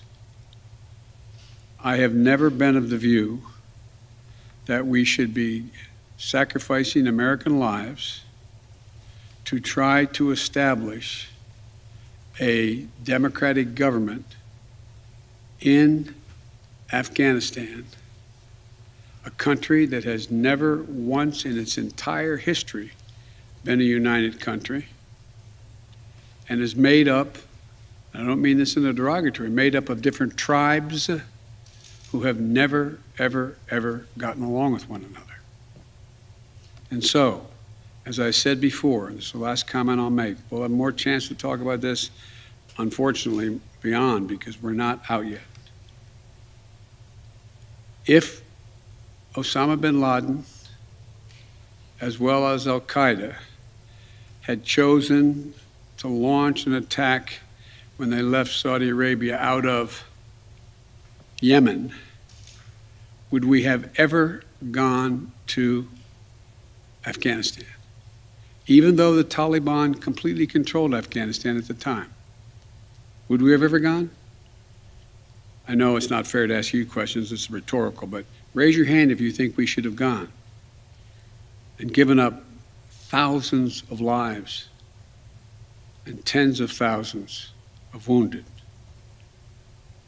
Our interest in going was to prevent Al-Qaeda from reemerging, first to get bin Laden, wipe out Al-Qaeda in Afghanistan, prevent that from happening again. As I've said 100 times, terrorism is metastasized around the world. We have greater threats coming out of other countries, a heck of a lot closer to the United States. We don't have military encampments there. We don't keep people there. We have over-the-horizon capability to keep them from going after us. Ladies and gentlemen, it was time to end a 20-year war. Thank you so much.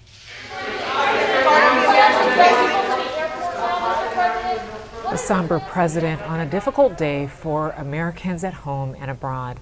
I'm Rhonda Colvin, and you are watching a special report from the newsroom of the Washington Post. Boss man For those Biden, of you dude. catching up on today's headlines, U.S. Central Absolutely. Command said today Boss man that Biden 12 U.S. shit. service Frame members were held, killed and 15 Sigma injured behavior, in two suicide absolutely bombings dumpstered, detonated bombs absolutely outside of dumpstered. Halloween Now we're gonna wait on President Biden's fucking address tonight Psaki expressed sorrow to talk and about it pledged as well. payback.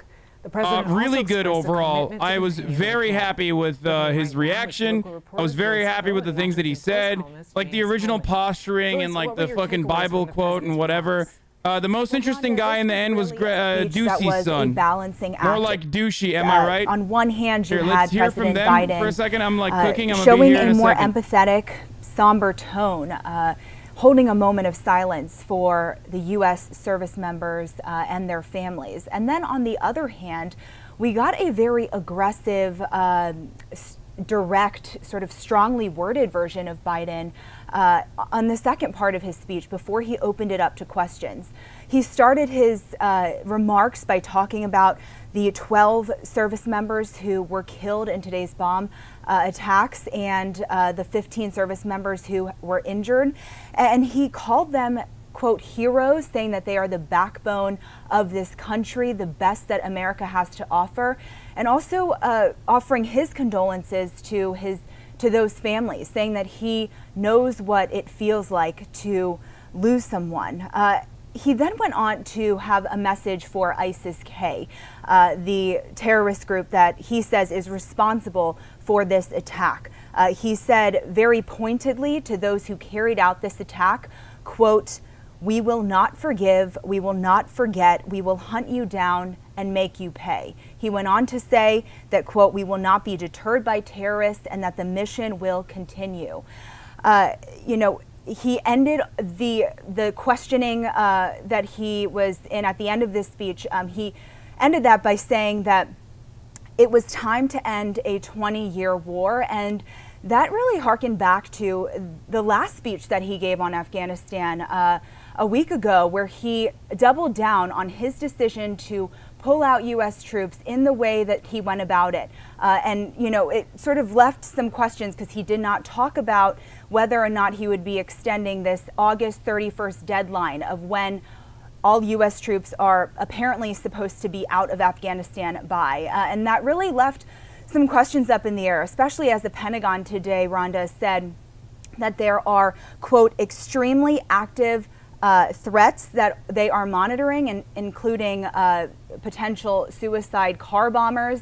They are trying to expand the territory around the Kabul airport, talking to the Taliban to try to negotiate that. So there are a lot of questions still after this speech, but really a balancing act in tone from President Biden tonight. Rhonda? Yeah, and let's bring in Post columnist James Hohmann. James, what were your takeaways from that speech? As Joyce mentioned there, it was a little bit of a different tone. We've heard the president for the last 2 weeks say that he is sticking with this deadline, that he is committed to getting all Americans and our allies out, but we're leaving, and that he has stood by that. And of course, he said it again today, but it was a different tone, not a different stance, but a different tone. Absolutely, Rhonda, and you were right going in that he would vow retribution, take a hard line, say that we're going to give no quarter to ISIS-K, essentially say that the U.S. is going to be attacking ISIS-K targets. But it felt like he was trying to have it both ways, in the sense, what Joyce called a balancing act is exactly right. He's trying to say the mission will go on, we're not going to be deterred by terrorism, but then also saying the mission is going to wrap up in basically the next 72 to 96 hours in the coming days, that he's going to follow this deadline. It was interesting that he went out of his way to say that he does not trust the Taliban, which is potentially a problematic thing for him. You saw him sort of deny some reporting that the Taliban has a list of who to let through at the checkpoints. Instead, he made the case that it's in the Taliban's self-interest to let Americans and our allies out, and that he's not trusting them. Ultimately, though, my takeaway from that press conference especially, which was pretty illuminating and a good window into what he's thinking, was that he is passing the buck on a lot of this. When he was asked by Steve Ducey, right at that final question, do you take responsibility? He said, of course I take responsibility, but, and then he went on to blame Donald Trump, to say that this was the generals, to say that this was an unwinnable war, and a host of other things that ultimately made it seem like he is not taking responsibility for this crisis on the ground in Kabul. Joining me now is the Post's Dan Lamothe, who covers the U.S. military and the Pentagon. Thanks, Dan, for joining us. You've been closely covering the U.S. military for years. Talk to us a little bit about what you've seen in the past few weeks in terms of the stress this operation has put on the military. It's an exceptional amount of stress put on the military. Just in terms of the sheer number of planes, people, what a fucking threats, piece of shit, dude. What a fucking piece of shit. Fuck mainstream media so much. What a fucking dumbass, warmongering, bloodthirsty piece of fucking garbage. Oh, he took responsibility, but he actually didn't. He still blamed it. Like, suck my fucking cock. How dare you? How dare you get to fucking bully people exclusively because they're not fucking banging on the war drums as hard as you wanted them to? You fucking disgust me, dude. Fuck that op-ed person, okay? Suck my fucking dick, you fucking pathetic baboon. I'm not even listening to whatever the fuck Dan Lamont is saying, but that piece of fucking garbage WAPO op-ed person, you go fucking drop into Afghanistan, you motherfucker, dude. Seriously. Seriously. Oh, the Greg Ducey was actually correct in asking a dumbass fucking question about, like, how, you know, are you taking responsibility? What more do you want? The motherfucker took responsibility. You think Trump will ever take responsibility for anything? Shut the fuck up, dude. Fuck you. That's all I gotta say.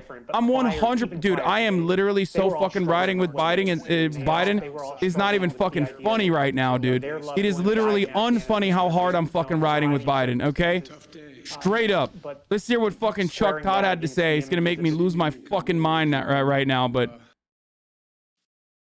The terrorists we will hunt, offering a sacred obligation to the families and saying to the terrorists, we will hunt you down and we will make you pay. Let's go to Chief White House Correspondent Peter Alexander. Peter, the president seemed to leave a door open for military action, but not necessarily adding troops right now. Yeah, that's exactly right. He said he was willing to add more military troops to this effort in Afghanistan, but he said that his military commanders had said that they believed in the mission as it presently exists.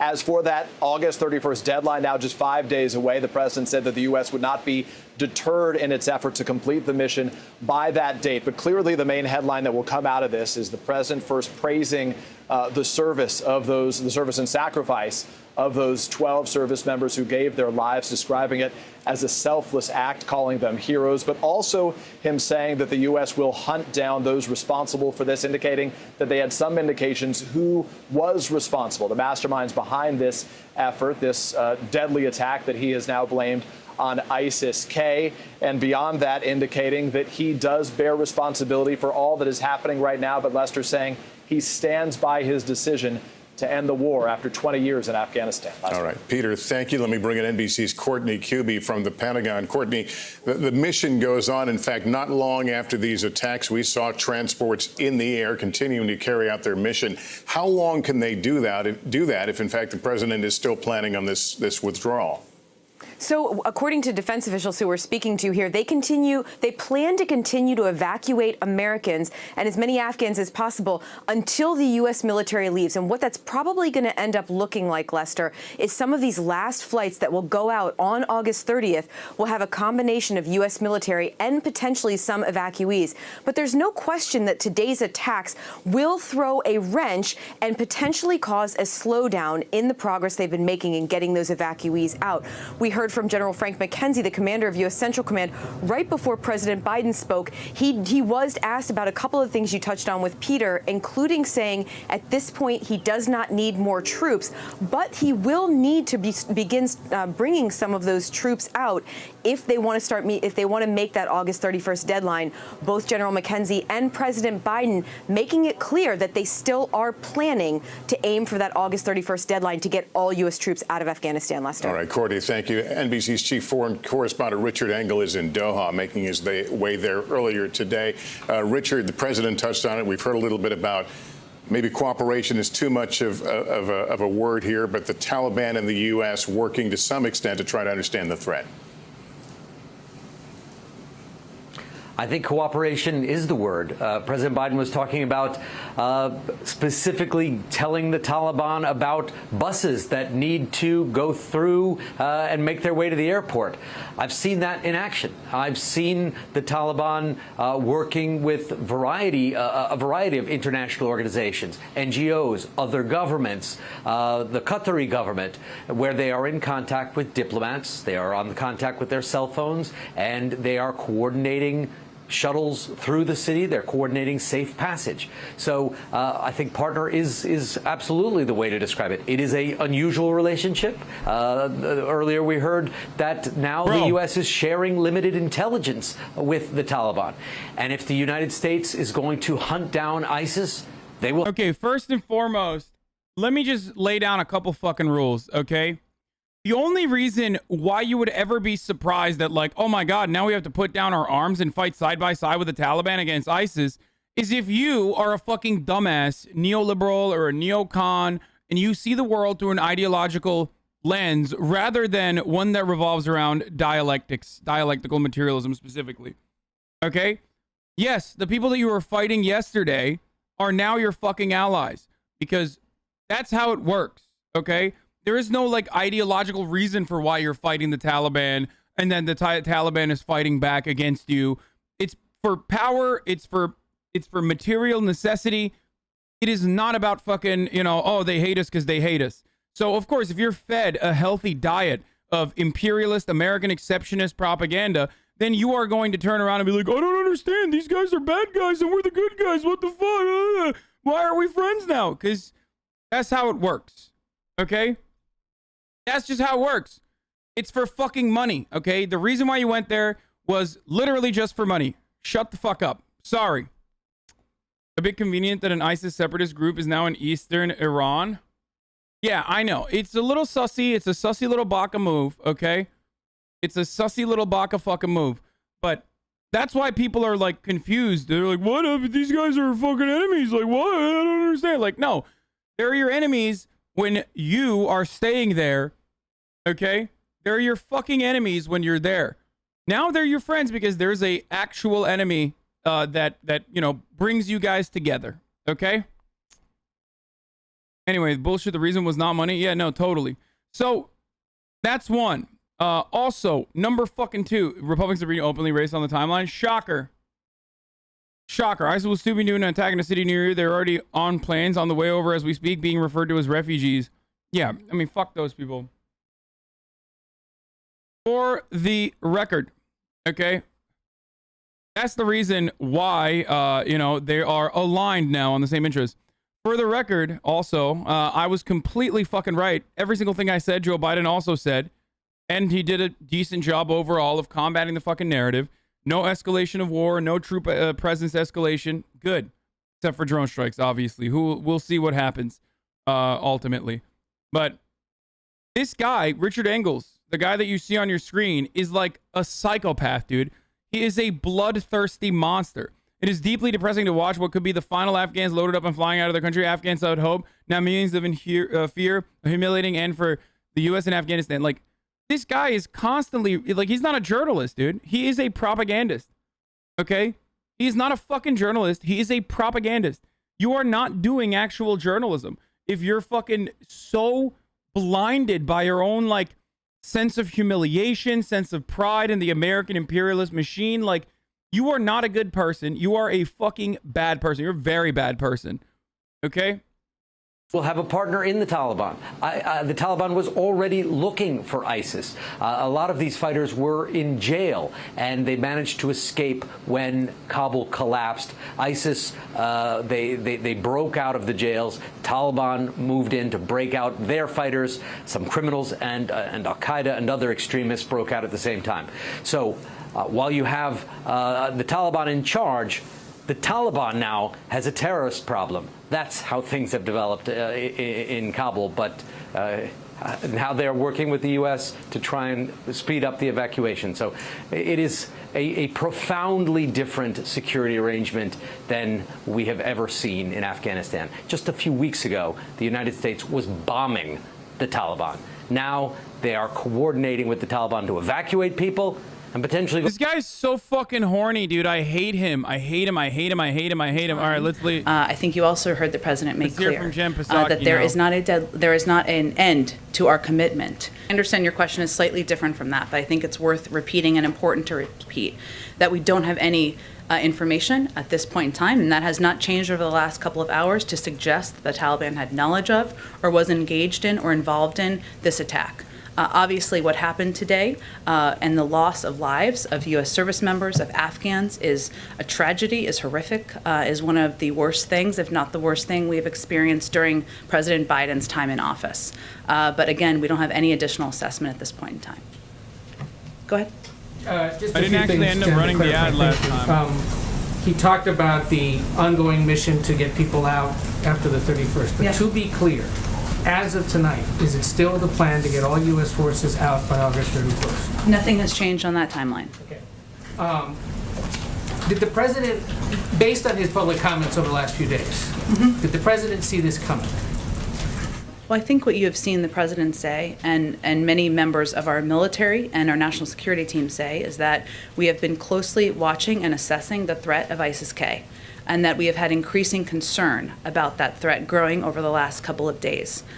So this has been a concern that we have been watching, and we saw, of course, the tragic events happen today. And what does today's attack say about the U.S.'s ability to keep the terrorist threat in check once the U.S. pulls off military forces out of Afghanistan? Because this is something he talked about in early July when he reiterated what the plan was. You're right, and I appreciate that question. I think it's important for people to know and understand that the threat that is posed by having thousands of U.S. military on the ground, still currently on the ground, implementing a mission, committed to a mission, as you heard General McKenzie and the President also say, that is a threat. They are a target.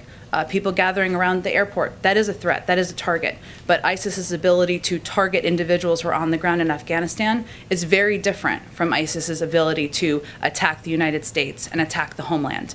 And we will maintain and continue over the horizon capacity with presence and partnership with countries in the region to ensure that they don't develop that ability. Do you know yet if he would go to Dover to greet the caskets of those that were killed? I'm certain the president will do everything he can to honor the sacrifice and the service of the lives who were lost today. I will note you didn't ask this question, but some others have asked it, and he didn't have the opportunity to ask it. So let me provide or answer it to provide you an update on. I know some have asked about whether he's called the family members, and for those of you who have covered this, you know the process. But for those of you who have not, or people who are watching at home, the process would first go through the Pentagon. There is a next of kin notification process. I know General McKenzie spoke to this earlier today. That is the process that is still underway at this point in time. Until that process concludes, the president would not make a call because that's the first step in the process. And then in terms of additional steps such as Dover, of course, he would consider and want to be a part of any means of honoring the lives that were lost today. Go ahead. Thank you, Jen. General McKenzie described this, one of the explosions at the Abbey Gate happening at a point after someone had been searched by the Taliban. How is the United States still going to work with the I hate this Taliban the way that the president is describing? Or just I hate this motherfucker so much, dude. To get America. The only reason why he's there is because his dad is literally a fucking Fox News commentator on the morning show. Look, I'm not trying to sugarcoat what we think of the Taliban. The Taliban they're not a group we trust. He's literally they are trying to friends. say like the Taliban is coordinating with ISIS, like they're doing it on purpose. That the Taliban controls large swaths of Afghanistan, and to date, because of coordination with the Taliban, we've been able to 104,000 people, save 104,000 lives, and that coordination is necessary in order to continue our evacuation. Douchey, man. His last name is I understand douchey. your question, Peter, and the questions of others on what they knew or what their fucking role was. last name. There's no what more do you assessment we need? have That's at an this point in automatic time L, dude. of You their can't involvement be in a this. fucking journalist. Obviously, that's if your last name is douchey. If that changes, we will let you all know. And does the president really think that they are going to be reliable partners if we're already getting reports that they're not letting Afghans to the airport and the U.S. is still at the airport? Well, I think you mean after the 31st or moving over the next couple of days? Well, we've heard that it's already happening. So does he think that's going to get Well, better? I note also that, as the president just said, more than 7,000 people have been evacuated over the course of the last 12 hours. That is while there was an active attacks that were happening. Those are individuals who were let through gates, who were let onto planes, and got us well over 100,000 people who have been evacuated. Again, this is not about trust. This is not about relying on the Taliban as an equal partner. No one is suggesting that. But because they control large swaths of the country, including a lot of the security perimeters around the airport, we have to coordinate with them in order to get people out. We'll continue to do that. Go ahead. But so one more thing I would say is that we have an enormous amount of leverage. This is our view over time. That includes economic leverage. It includes leverage that we will make clear to the Taliban as it relates to coordination, continue to get American citizens and our partners out. Go ahead. Jen, there have been reports of explosions happening throughout the afternoon in Kabul, or evening now, obviously, and some reporting to indicate that this is the beginning of a process of the U.S. military beginning to destroy equipment on the ground. Can you confirm that that's what's taking place? I would refer you to the U.S. military on specific steps of their retrograde process, which, as we know, would have to take place in advance of a departure. And then in terms of what we've heard from the Pentagon and then the president just articulated, which is his confidence that they have enough troops on the ground at this point to continue to facilitate the mission. I guess the question is, how can that be the case given what we saw today, the tragic loss of life? Doesn't that call for additional troop levels potentially needed, reinforcements needed on the ground? And additionally, what is the concern for the ongoing threat that ISIS-K continues to pose to these efforts? There is an ongoing threat. And every day that our troops are on the ground, they are at risk. And that's a reality. And as you saw the Pentagon brief out earlier today, these were attacks that we had obviously had intelligence in terms of over the last several days of our rising concerns. But I will tell you that as it relates to your first question, Mike, I've been sitting in these meetings as well. And every single meeting the president asked the Pentagon, nearly every meeting before they conclude, is there anything else you need to conclude your mission? Do you need equipment? Do you need troops? Do you need resources? He's asked them that again today as it relates to completing their mission over the next coming days and going after the individuals, the terrorists who killed service members today as well. Go ahead. Thank you, Jen. You just noted you were in some of these meetings today. Was there ever a point where the president was reconsidering this deadline of having all U.S. forces out by August 31st? No, and here's why.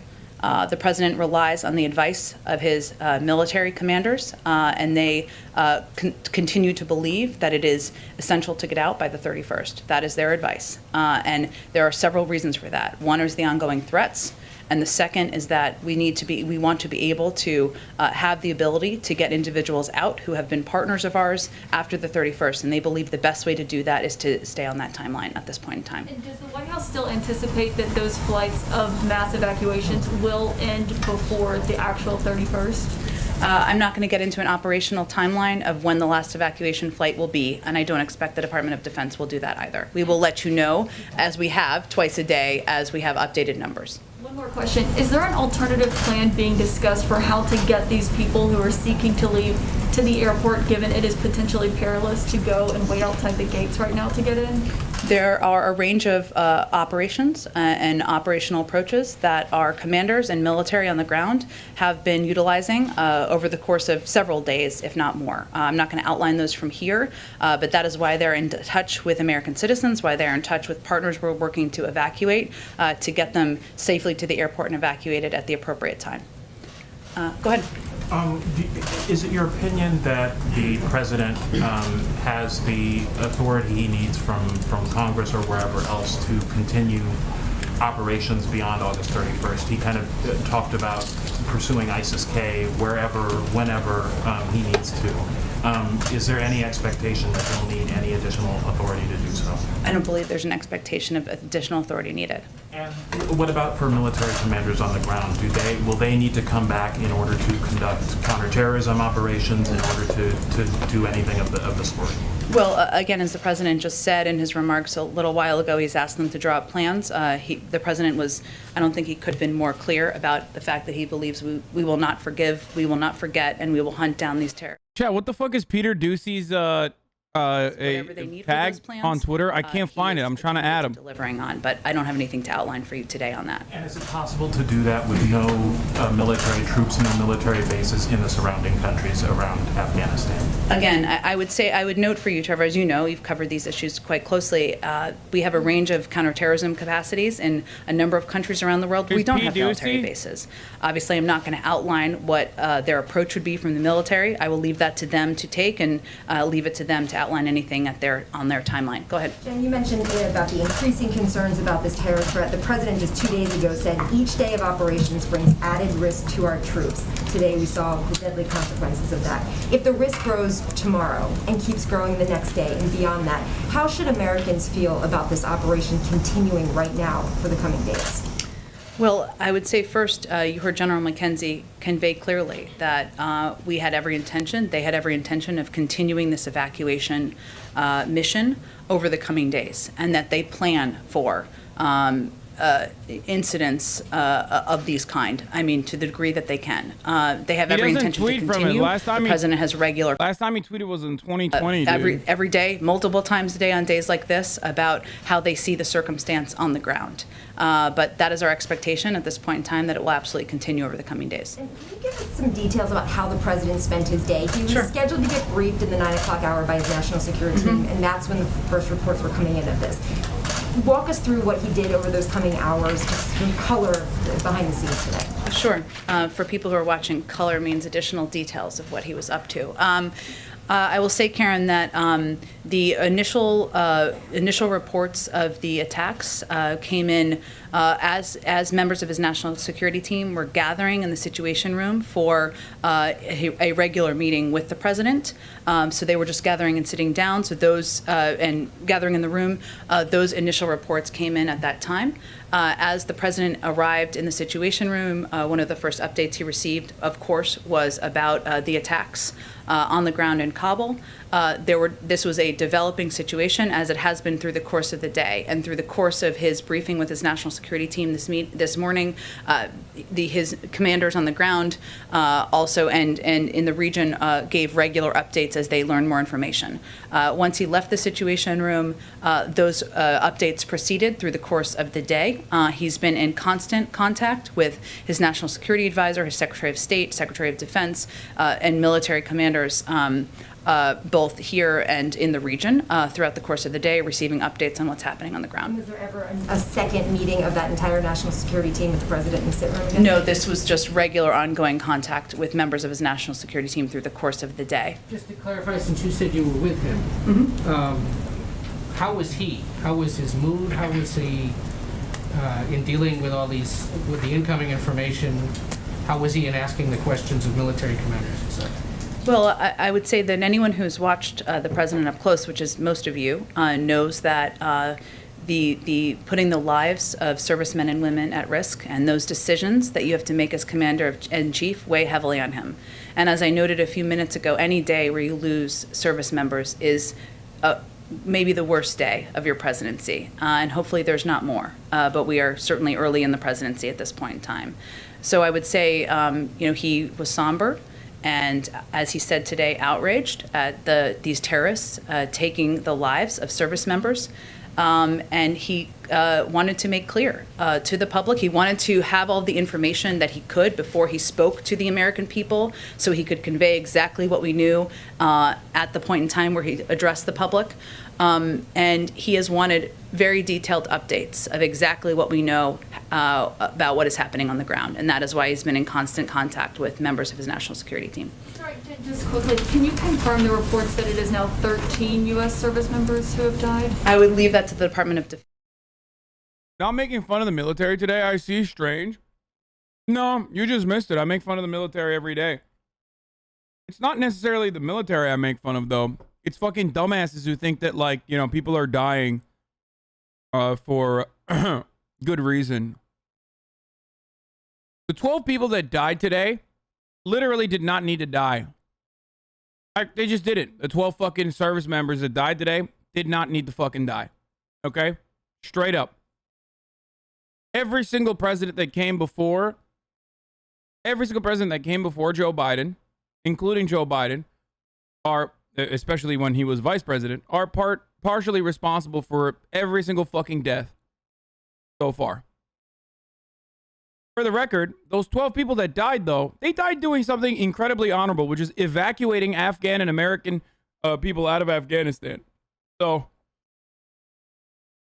I would go so far as to say that, like, those dudes that fucking died doing something that's significantly more honorable than, unfortunately, what many active duty service members never even get to fucking experience. Half the time they just get their dicks blown off while they're fucking, again, patrolling empty fucking poppy fields. Or driving over a fucking IED. least those guys were doing something actually unironically humanitarian. Okay? Not particularly at this hour, given the time would be there.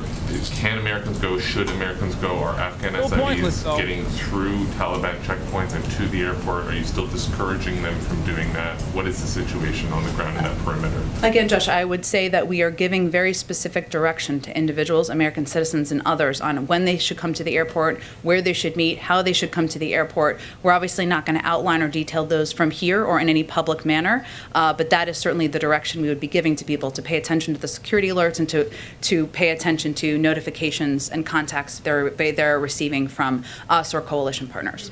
I'm sorry, just to clarify, there were warnings that led up to this attack. Other countries have been warning, the administration has been warning this is a dangerous situation, etc. Can you speak to whether there were specific indications that this was being planned, and if so, do you have specific indications that other ones are being planned now? I'm not going to get into specific intelligence, but I will tell you and confirm for you that the threat is ongoing, and we are continuing to watch and assess the threat. Go ahead. Thanks, Jen. President Biden has spoken a lot about the need to end the forever wars. Yeah, our military members are dying to secure the airports so the Afghans that capitulate to the Taliban can leave. You will never, ever for the rest of your fucking life, ever demonstrate a fraction of the fucking bravery that Afghan citizens have to fucking literally demonstrate every goddamn day in order to fucking survive. Shut the fuck up, you Iowa couch potato fuck. Okay? And that even includes our fucking service members, okay? Every average Afghan citizen is 1,000 times more brave than fucking every service member. I will 100% say that. How dare you, dude? How dare you, motherfucker? How dare you? Do you see them? Do you see them walking around with $75,000 worth of fucking gear? No. Do you see them with fucking M4s running around? No. Shut the fuck up. These dudes are so desperate to get the fuck out that they're clinging on. They're hanging off fucking tires of fucking planes. And you're like, they're so fucking, they're not courageous. Fuck you, dude. Every goddamn moment. Buy, unfollow, don't say that about USA. Yeah, if your fucking pathetic little bitch ass fucking sense of self-worth is all of a sudden destroyed by some fucking factually correct statements, then suck my cock and bye-bye, you know?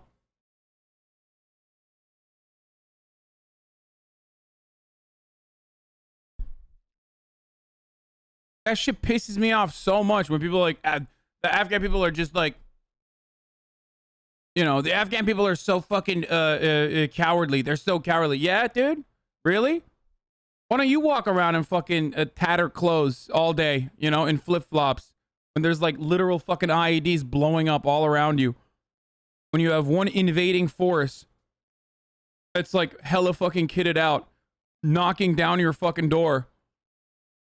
When every time there is a clear sky, Afghan children, just like children in Yemen, have developed PTSD. Every time there's a fucking clear sky, they worry that bombs will rain on them by drone strikes.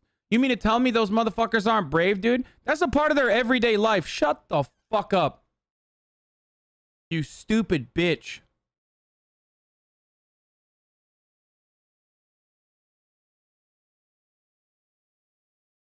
I'm willing to bet there's a lot of fucking veterans in here who would agree with what I'm saying too, by the way. If they're brave, why don't they fight for their freedom, fucktard? Yeah, dude. You're right. Hey, if the American military is so brave, why are they fucking tucking their tail and running away then? That's like the same kind of energy right there. They're doing that because they can't fucking match the motherfucking Taliban, okay? They can't. They're insurgents. They're very good at fighting. That's why even Mick Booyah and other fucking Navy SEAL dipshits that have actually been there will even put some respect on the name of Taliban when they're having a conversation about them. Like, they literally fucking mention how insanely good they are at fighting.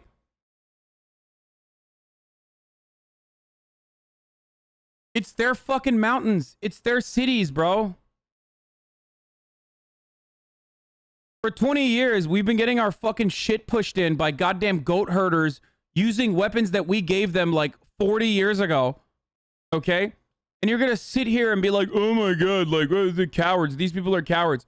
First of all, a lot of those people literally are just like, we don't want the American military here anymore, okay? It doesn't matter who is our fucking new feudal lord, okay? It doesn't matter if it's Americans, if it doesn't matter if it's the Taliban. At least the Taliban speak our fucking language. You know what I mean?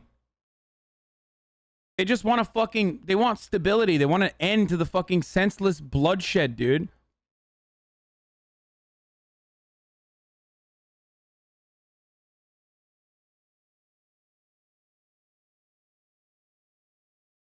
Come on, chat.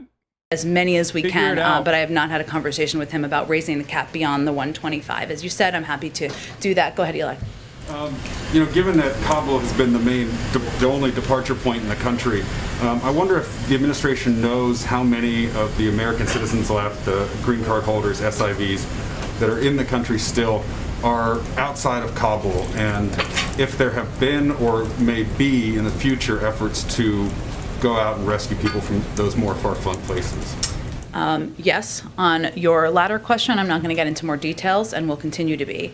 On your former question, the vast majority are within the Kabul vicinity. But as the State Department provided an update a little bit earlier today, but I know there's been a lot happening today, so let me just reiterate a couple of these numbers. Of the 1,500 that they briefed on yesterday, roughly 500 have been evacuated. And so we're talking about roughly an additional 1,000 that we believe remain in Afghanistan. The vast majority, over 2/3, informed us they were taking steps to leave, and we are in touch with. That is what we are working through and what we are focused on every single day. So just to be clear, you're saying that those missions, even if you have to be vague about it, they have taken place at times? I'm not confirming if they have or haven't. I'm just going to convey to you, I'll leave that to the Department of Defense. What I will tell you is that we are committed to getting American citizens home and out of Afghanistan should they want to leave. And that includes people around the country. Go ahead. Thanks, Jen. Earlier today, General McKenzie said that right now they are focused on other active. All right, my fucking door, my hallway door closed on its own. The U.S. is currently facing from ISIS-K. Are there other groups that may be bad actors? I'm just not going to detail additional information about ongoing live threats. And do we know if the president still feels as though the chaos and the violence that we've seen there on the ground in Kabul was all unavoidable, even at this point? You mean from about 11 days ago? Yes. Well, I would say, and I've spoken to this a few times. If we go back to 11 days ago, if that is your specific question, we certainly didn't anticipate that the leadership, the Afghan government, would leave in the manner or would topple in the manner and the timeline that they did, or that the Afghan National Security Forces would cease to protect the airport and parts of Kabul. That is not what we anticipated in that timeline. That is true. What I will say and reiterate again is that within 24 to 48 hours, we had secured the airport, and since then we've evacuated more than 104,000 people. Go ahead. How would you describe the relationship right now with the Taliban in light of the attack, and are they still helping out with security? What's their relationship right now? Again, this is not a friendship or a relationship where there is trust. It's based on trust, but we are continuing to coordinate to move American citizens, to move Afghan partners and our allies out. And the fact that we have evacuated 7,000 people in the last 12 or 13 hours now is evidence of that. Go ahead.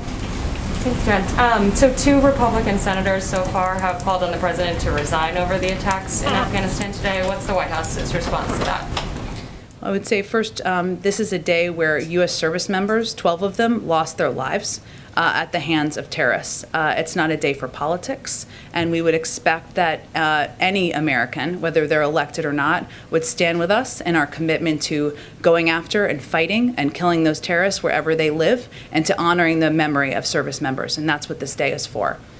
Go ahead. Hi. Thank you. Yesterday. It should have been better. She could have just fucking been like, you know, I would have ripped into them further. It's so obvious what they're doing. Service members. It's so transparent. Like, by the way, the whole, like, this is not a day for politics is bullshit. It is literally always a day for politics. It's all politics. But We've prioritized which groups You are showing that you just like do not give a fuck about anything. Helped us in the mission, but they are not. They're currently in military, but they are not people who fit the description or the criteria for getting assistance. However, in our interview, they told me that they are getting assistance.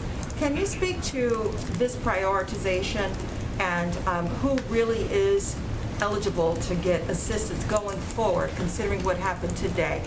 I know you've already spoken to it, but can you drill down a little bit to make sure people know who we are allowing into the country at this point? I'm not sure that I totally understand your question, but let me do my best. American citizens, which I assume these U.S. service members are. Dude, fuck you. That fucks with my OCD so bad. Please fucking stop. What? When I burp? Is that what fucks with their OCD? I'm gonna keep burping. I'm letting you know. Members and they wanted to get attention so that other people in their situation could get their family members in, and they didn't seem to fit the criteria. So I'm just asking you to clarify. Are you concerned that we're helping the family members of people who have fought by our side for 20 years, helping them come to the country once they've been through a thorough vetting process, or what's the root of your question? The root of my question is consistent information for those who need help. So I've been doing some reporting around people getting correct information about the process. So I want to be able to say in my reporting, if you meet these qualifications, you are the folks who can come into the country. And I think a lot of people want to know that information. Does that make sense? I think we've been very clear, Mona, that U.S. citizens, their family members, some of those are dual nationals. Many of them who are left are dual nationals. Some of them may have lived their whole lives in Afghanistan. Immediate family members, that means spouses and children. It also means SIV applicants and others who might be eligible for a range of the programs we have, and vulnerable populations. That does have a broad range of meanings because there are a lot of people who are vulnerable in Afghanistan, and we're going to work to get as many of those people out as we can. There's a range of programs. If individuals have questions, information is available on the State Department website and the Department of Defense website. Go ahead. Thank you. Over 65 Democrats in Congress. I think White House reporters should have to live in the same house reality show style. I love that. Like, I actually, think I just idea. answered this question. At least it'd be fucking content, dude, because these guys suck ass. They're terrible at their fucking jobs. That ISIS-K would be planning attacks on U.S. personnel for quite some time, and that was in part why he was Except for the CNN girl, who's like pretty good. But if that was the case, then why did the administration make the And also decision any in and July all White to House not do more about it earlier? press pool reporters that I may be friends with in the future. Well, first I would say that we have, over the course of the last 11 days, evacuated more than 100,000 people. And that is a credit to the U.S. military and the men and women who are serving, who have been able to conduct and oversee this operation and done it at great risk. This isn't real, and that was dude. an operation that began, Oh my God. again, just 2 weeks ago. Before that time, we'd also evacuated a number of people. I can't speak to what the difference. Is Jen Psaki a woman lit? Is she a woman lit, dude? How old is she? What the fuck? Oh my God. Having said that, there's been a remarkable level of cooperation. I mean, something no one would ever possibly have imagined, whatever, you know. Yeah, get mad at me for saying woman lit, but none of you bat a fucking eye when I say man lit. Sexism is alive and well, boys. Kind of helping For the men, that is. Given that, after the 31st, is it actually conceivable that there could be some kind of longer-term relationship on the mutual interests that the president talks about?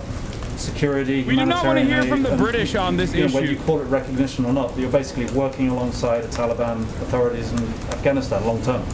Well, I would say first that we will continue to work to get people out of Afghanistan even after the 31st, and we will need to coordinate with the Taliban in order to do that. I'm not going to label. If I was in charge of the press pool, I would I would simply discontinue the British from asking questions. Leverage in order to implement that commitment. On other issues, beyond the evacuations, let's say that gets done, you know, hopefully it is done. But there's going to be all sorts of other things. There's going to be the security, the terrorism. The moment that you blow a 13 colony lead, it's over. Like, there is no more feedback necessary. Like, we don't want to hear from you, okay? continuing to deliver humanitarian assistance to the people of Afghanistan. There are a range of international partners who are committed to doing the same thing. You can The be United there. Nations also will continue to have a presence on the ground, which will be a mechanism for delivering a great deal of that assistance. And I would just reiterate again, we would need to have a continued coordination in order to continue to get people out and evacuate them, as we are going to plan to do after the 31st. Go ahead. Well, go ahead, Shelby. Thanks. I just have two for you. This morning, Kirby tweeted that the evacuation operations in Kabul won't be wrapping up in 36 hours and that they'll be evacuating as many people as they can until the end of the mission.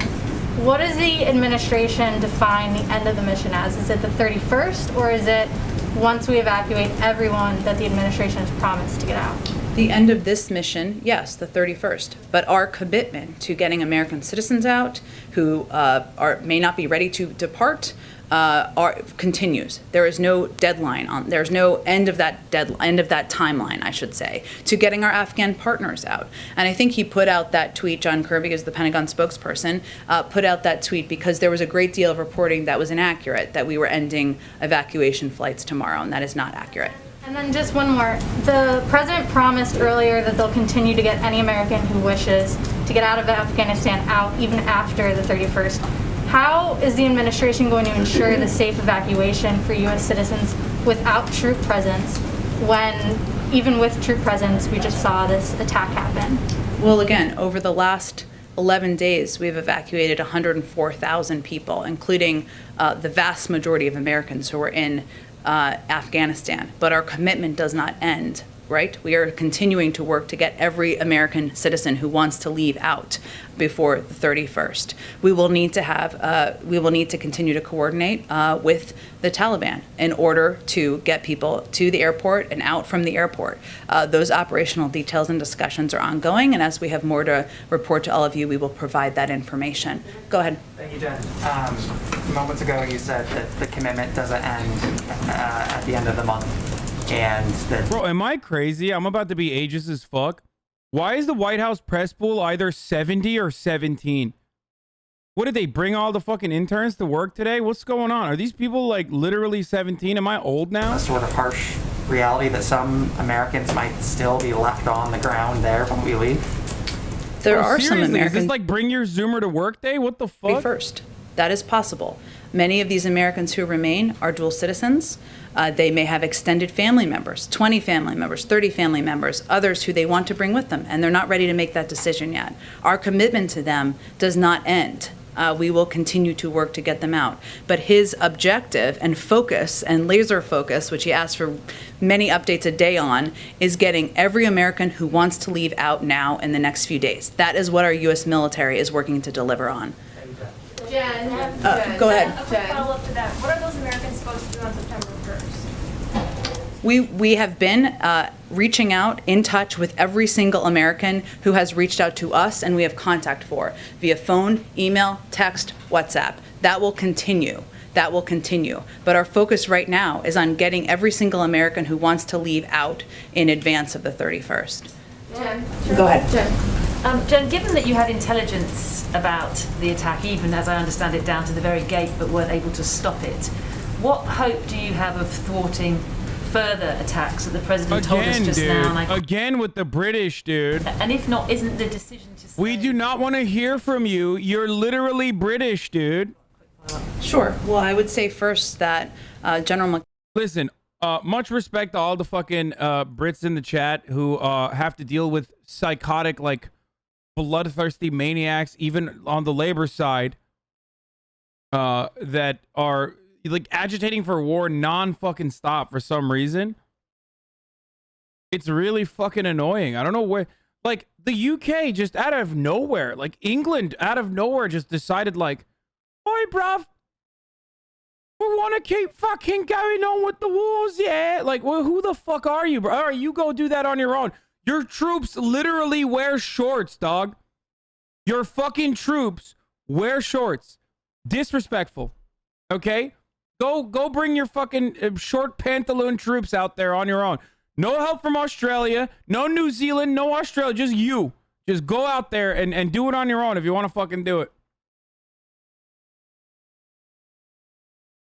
be presumably even more full of fear and confusion as to how they can possibly get out. What do you say to them? We are also in touch with many of them, and we are. At least the British used to know their fucking place. Like in contemporary society, since they blew the 13 colony lead, the British know their fucking place. Like they go where we direct them. Now they're like, oh no, we want to keep doing the fucking wars, yeah. We want to keep doing the fucking wars. All right, you do it on your own then, dumbass. What is this?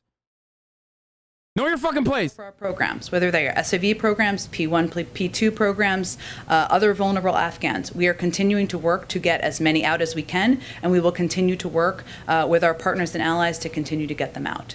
Yeah. Go ahead. Can I follow up on that? It seems like right now Americans and Afghan allies still in Afghanistan are facing two choices. Either they stay where they are and risk being hunted down by the Taliban, or they try to get to the airport and risk being blown up by ISIS. How does this evacuation mission continue without evacuees risking their lives? We are in direct contact with every American citizen we have contact information for. Email, phone. I think I'm just down bad, dude. I'm literally, I can't watch this press conference anymore. On an individual basis on how to I'm get them too down evacuated to the airport and evacuated. That's the process. I don't know I'm what not the gonna get fuck's into more going on. Are details these all about like how the that works because TikTokers it's that not they in their are these the interest. It's TikTokers not that in the remain in the security White interest of House? our Are they troops locked or in the White individuals House? Is that we're what's trying going to on? Work to get evacuated. Go ahead all the way in the back. Pink shirt, yeah. Has Joe Biden spoken with any foreign leader after the attacks in Kabul?